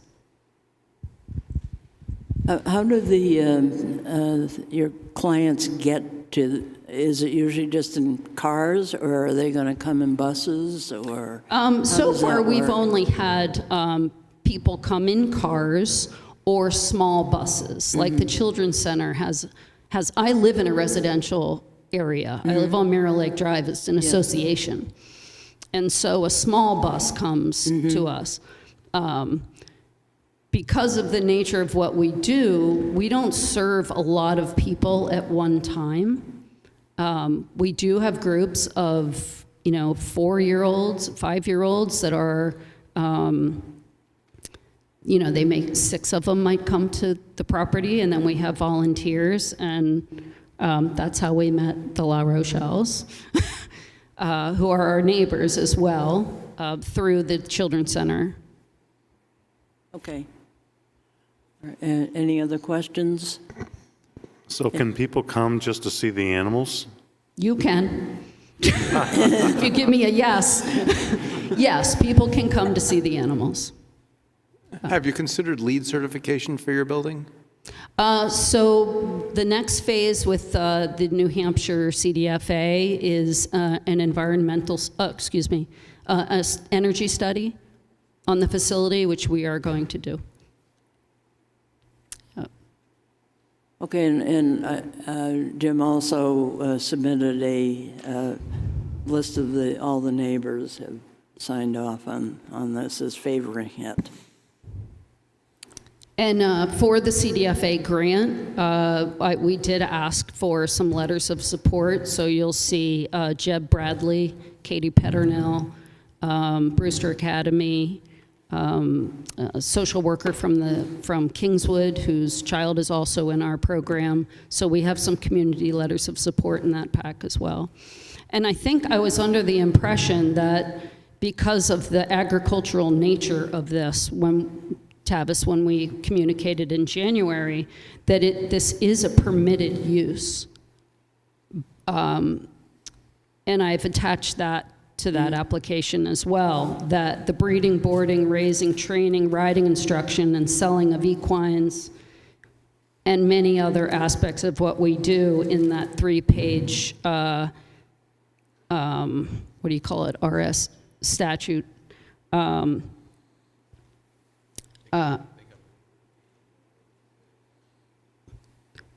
I think they got a legal opinion that it might need a special exception, but it is a permitted use with special exception, right? So were we hoping to get approval contingent on getting special exception? Yes, it's our understanding that under 17582, special exception uses includes farm and agriculture and farming, which is, I assume, what you're looking for. Yeah, and this is way late for me, farmer. What we discussed at the beginning of this was to go through this evening on the condition that it would be approved once you've gone through the ZBA to get the special exception. Do we have to go to the zoning board for that? Oh, okay. Oh, okay, and any other questions from the planning board? I have a question. It's served by private septic. Is that the existing septic, or are you going to need a new one? There is an existing septic for the house, but we will have another septic system for the facility itself. Which you'll need to apply for? Is that Yes. Yeah. We'll need to apply for it. Any other questions? Okay, there's a waiver that was requested and justified by the applicant on the design standards. I'll make a motion to grant that waiver. I'll second that. All in favor, please say aye. Aye. Aye. Opposed? Okay, then that means that the application is complete. So again, I'll make a motion to accept the application as complete. I'll second that. Okay, all in favor, please say aye. Aye. Aye. Okay, and opposed? No one's opposed. Okay, I can now open the public hearing. If anybody wants to speak to this issue, why don't you come on up and give us your name and... Hi. I'm Ray Osborne, 33 Jennifer Circle. I'll be really brief. We support the project. We've been to her presentation. We saw the property. It's a very worthwhile organization. We're very happy to support this project. Thanks. Okay, thank you.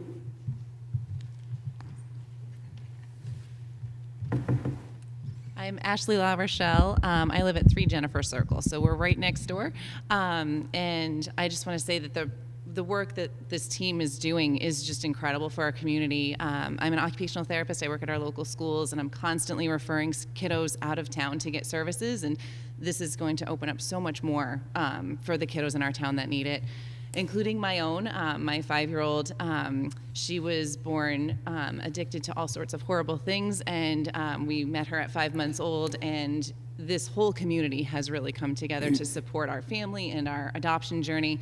And then we were introduced to Granite State Adaptive through the Children's Center. And not only have I watched my 5-year-old, who can't control her body and her movements, come together on a horse. It's just incredible the way that she's able to throw rings onto a stand and with accuracy and sitting up tall and strong. I'm just so amazed at what she can do there. But also my oldest daughter, who has some emotional regulation challenges lately, to see her connect with horses as well. And she's so excited that they might be moving next door. And then my youngest, who's only 3 right now, just is really excited to see the horses as well. But my husband attended their veteran service that they did. So really this organization has served my entire family, and it's just such a gem in our community already, and I can't wait to see them expand. Thank you. Anyone else? Okay, Jim, did you want to say anything else, or are you all set? I'm all set unless there's questions I need to answer. Okay, Tavis, you want to tell us what the conditions are that we should consider? Yeah, just the standard ones on this. First one relates to the submitted plans. Second one speaks to applicant paying the notice of decision recording fee. I'm still looking to add my suggested condition number 3, even though the waiver was granted. That's applicant shall provide architectural rendering proposed with exterior materials list for board or staff review. I know they have the elevations, but to have a materials list to go with it would be helpful. Okay. And then everything else, and all the things submitted as part of the application package become the final package. The 5th condition, I would suggest following the legal guidance on this, is that applicant shall obtain a special exception prior to obtaining a building permit. To that end, separate from recommended conditions, I do think it would be beneficial for the record for the board to make a determination that a special permit or a special exception is required under 17582 for the presentation that you saw in front of you. I'll make that motion. I'd like to add one more condition. Tavis, I see that you also recommended a condition be added for full cutoff lighting. Yes. And I have a couple others. One is that the receipt of the alteration of terrain permit, approval for the septic system. They have to do those things. No, Yes, but he's it doing should be findings, I conditioned think. upon having septic approval. Well, no, he's adding conditions, not making findings. Oh, okay.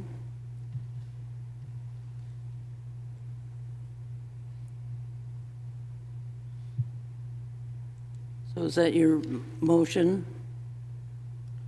I think Yes. his motion was to state that Granite State Adaptive, if presented, requires a special exception under 17582A. Well, I'd make it G, but I won't quibble necessarily. I think it's more of, recreation facility. I think it's A.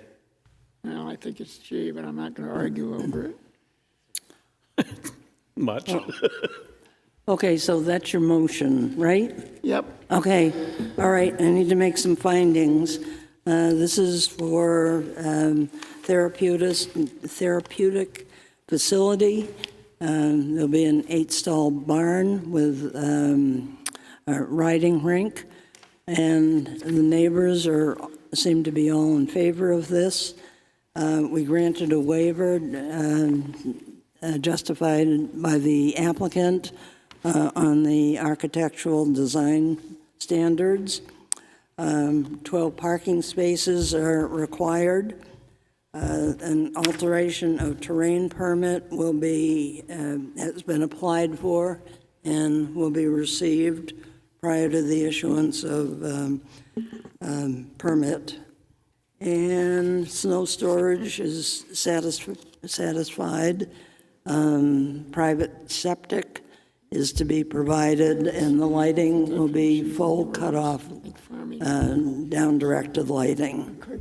And it's compliant with all the Wolfeboro zoning ordinance.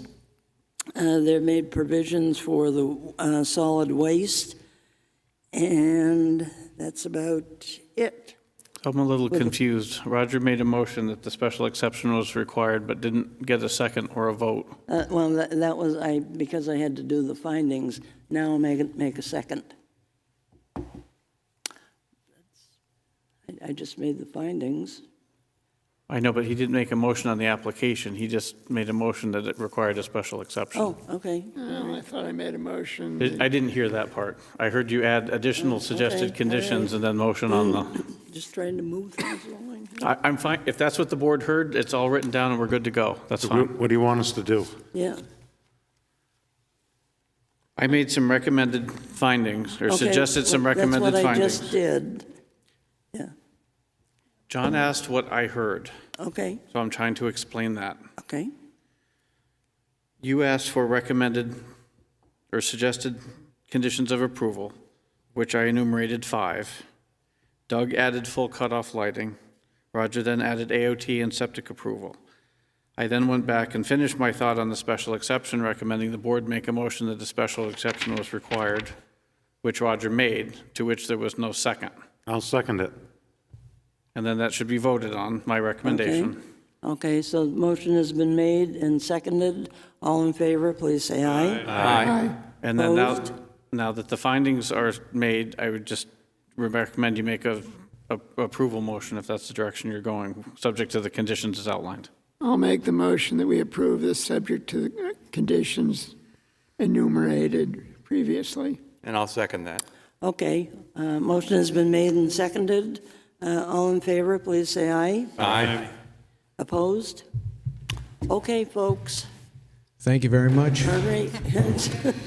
Long night. Thank you. I think what you're proposing is wonderful. I think there's clear demonstration that therapy with horses is really successful. I think it's a wonderful thing for Wolfeboro.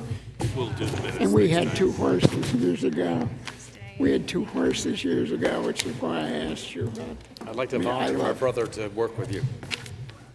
He may not like it, but he worked with horses at summer camp.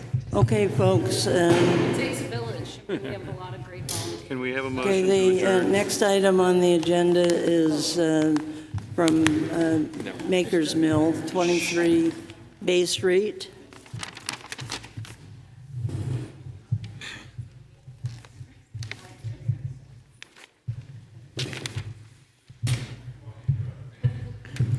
So if they don't have anyone right. here to Well, present it this evening, but, so on the 11 by 17 that you have the original approved site plan on the backside in black and white. What they're looking to do is move the 4 significant trees of size over to the west side of the property to provide a better screen against the abutter and provide some open space up front for an integrative stormwater system that would be educational for people going by as well as people working in Maker's Mark. They did provide a written explanation of all of that to you. The only thing that they're asking the board tonight is whether the proposed change is a substantive change requiring a new public hearing, or if the board believes that this is in keeping with the original approval. So that's a decision the board would have to make. Okay. So they haven't planted the trees yet then? Correct. And when I went back through the original record and minutes on this project, it appears that the trees were required because of X number of parking spaces. X number of parking spaces begets X number of trees, and the only place to put it without interfering with the parking was to put them up front. So to maintain the approved number of trees and modify the parking to have less impervious surface and come up with an integrative stormwater out front, they propose the relocation of those trees, as you see on the colored side of the 11 by 17. So if that's a substantial change in the opinion of the board, I will so notify them and they can resubmit for site plan review. So, board members, do you feel as if that's a substantial change? No. I mean, I don't I do think not. so. okay. I also feel that they've lived in the space for a little bit now, and I think maybe this is an improvement. Yep. Okay. All right. Would somebody like to make a motion that the planning board feels as if this is just a minor change to the site plan? I'll make a And- motion that, sorry, go ahead. Sorry, John. I would like to say it's a minor, but I want them to go in. It's been a long time. Well, I want the trees to go in. They should be. They are. They proceeded through construction. Phase 1 was getting the building up and running. Phase 2 is the outside stuff. So that is their next plan, is to put in the outside stuff. Do they know when they're going to put them in? Spring? Okay. I don't know. I'm just trying to get a timeline. They didn't tell me that. Guaranteed they will all be in before they get sign off on Phase 2. Okay.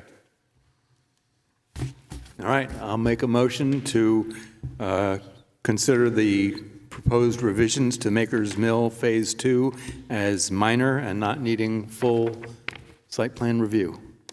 Okay, I'll second that. All in favor, please say aye. Aye. Opposed? Okay, great.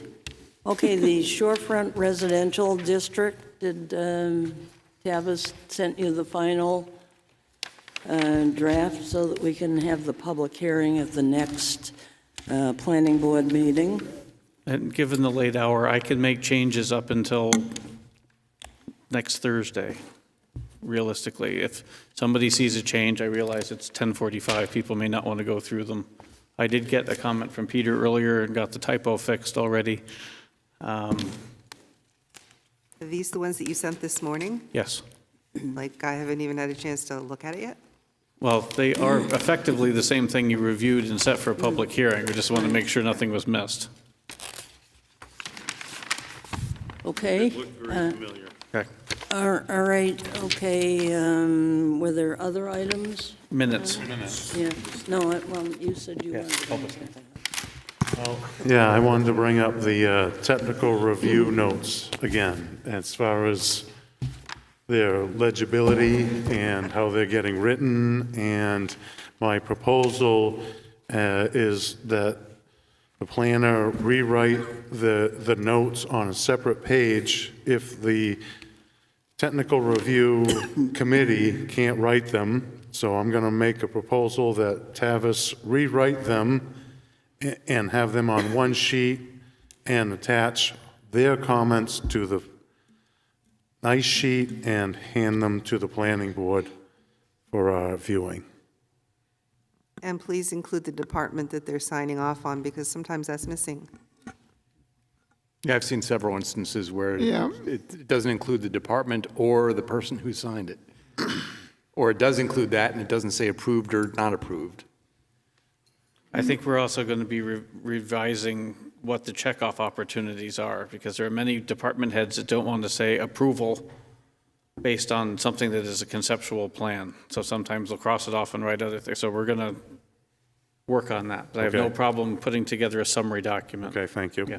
Okay, and so then we would receive that in our packets, right? Yes. Yeah. You get all of it, the one, the head scratch and the summary, yes. Okay, all right. Any other business before I go on to the draft minutes? Okay. We want to go on to the draft? Minutes of November 21st. Anybody have any issues? Well, there are a couple that I had trouble making sense out of on the shoreline regulations.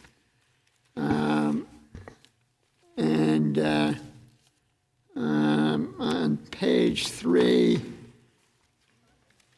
where it says in excess of 20%, I'm not sure that was what we agreed to. And on page 3? Page 3 Page 3 of, this is on page 1 of the minutes, page 3 of the bullet points. And I'm not sure whether we agreed to stormwater control measures or stormwater management plan, which is what appears in the current draft of the regulations. I think it would almost be impossible for the board to decide if what is here in bullet points is what's reflected in the draft. I almost think. I think it's pretty close, though, but I thought it was reasonably impossible looking at it. The outcome, however, with the draft, everyone seemed, no one has commented on yet, but we'll see where that goes.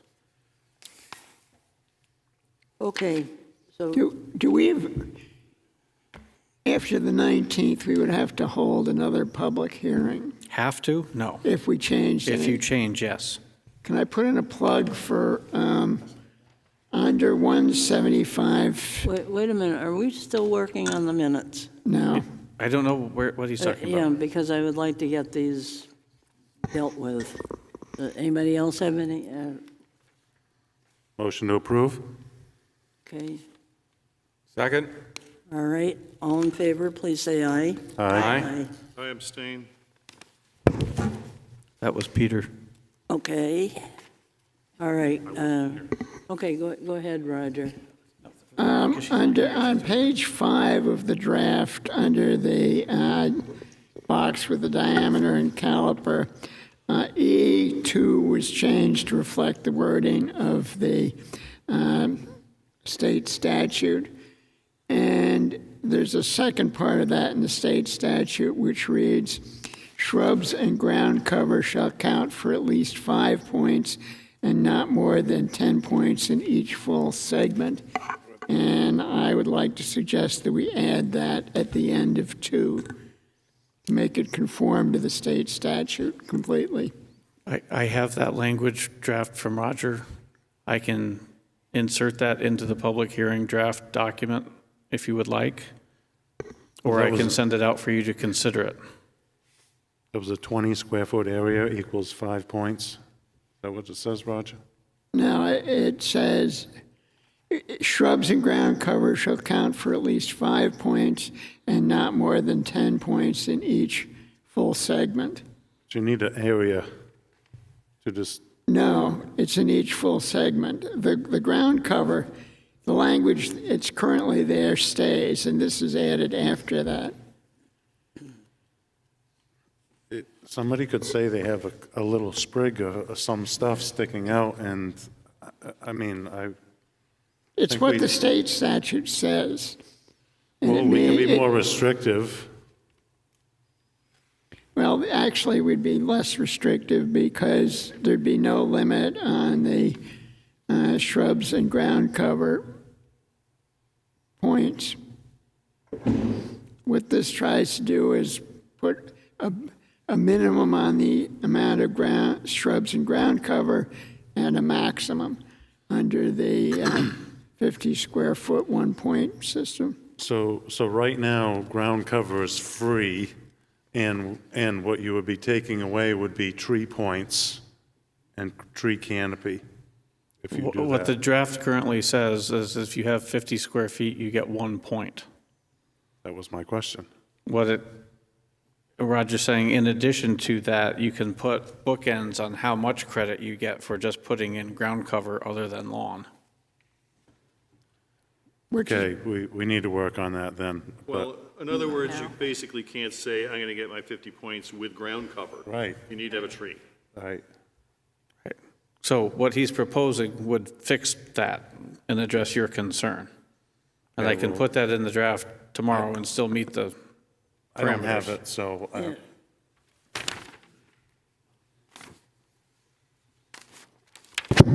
excuse me.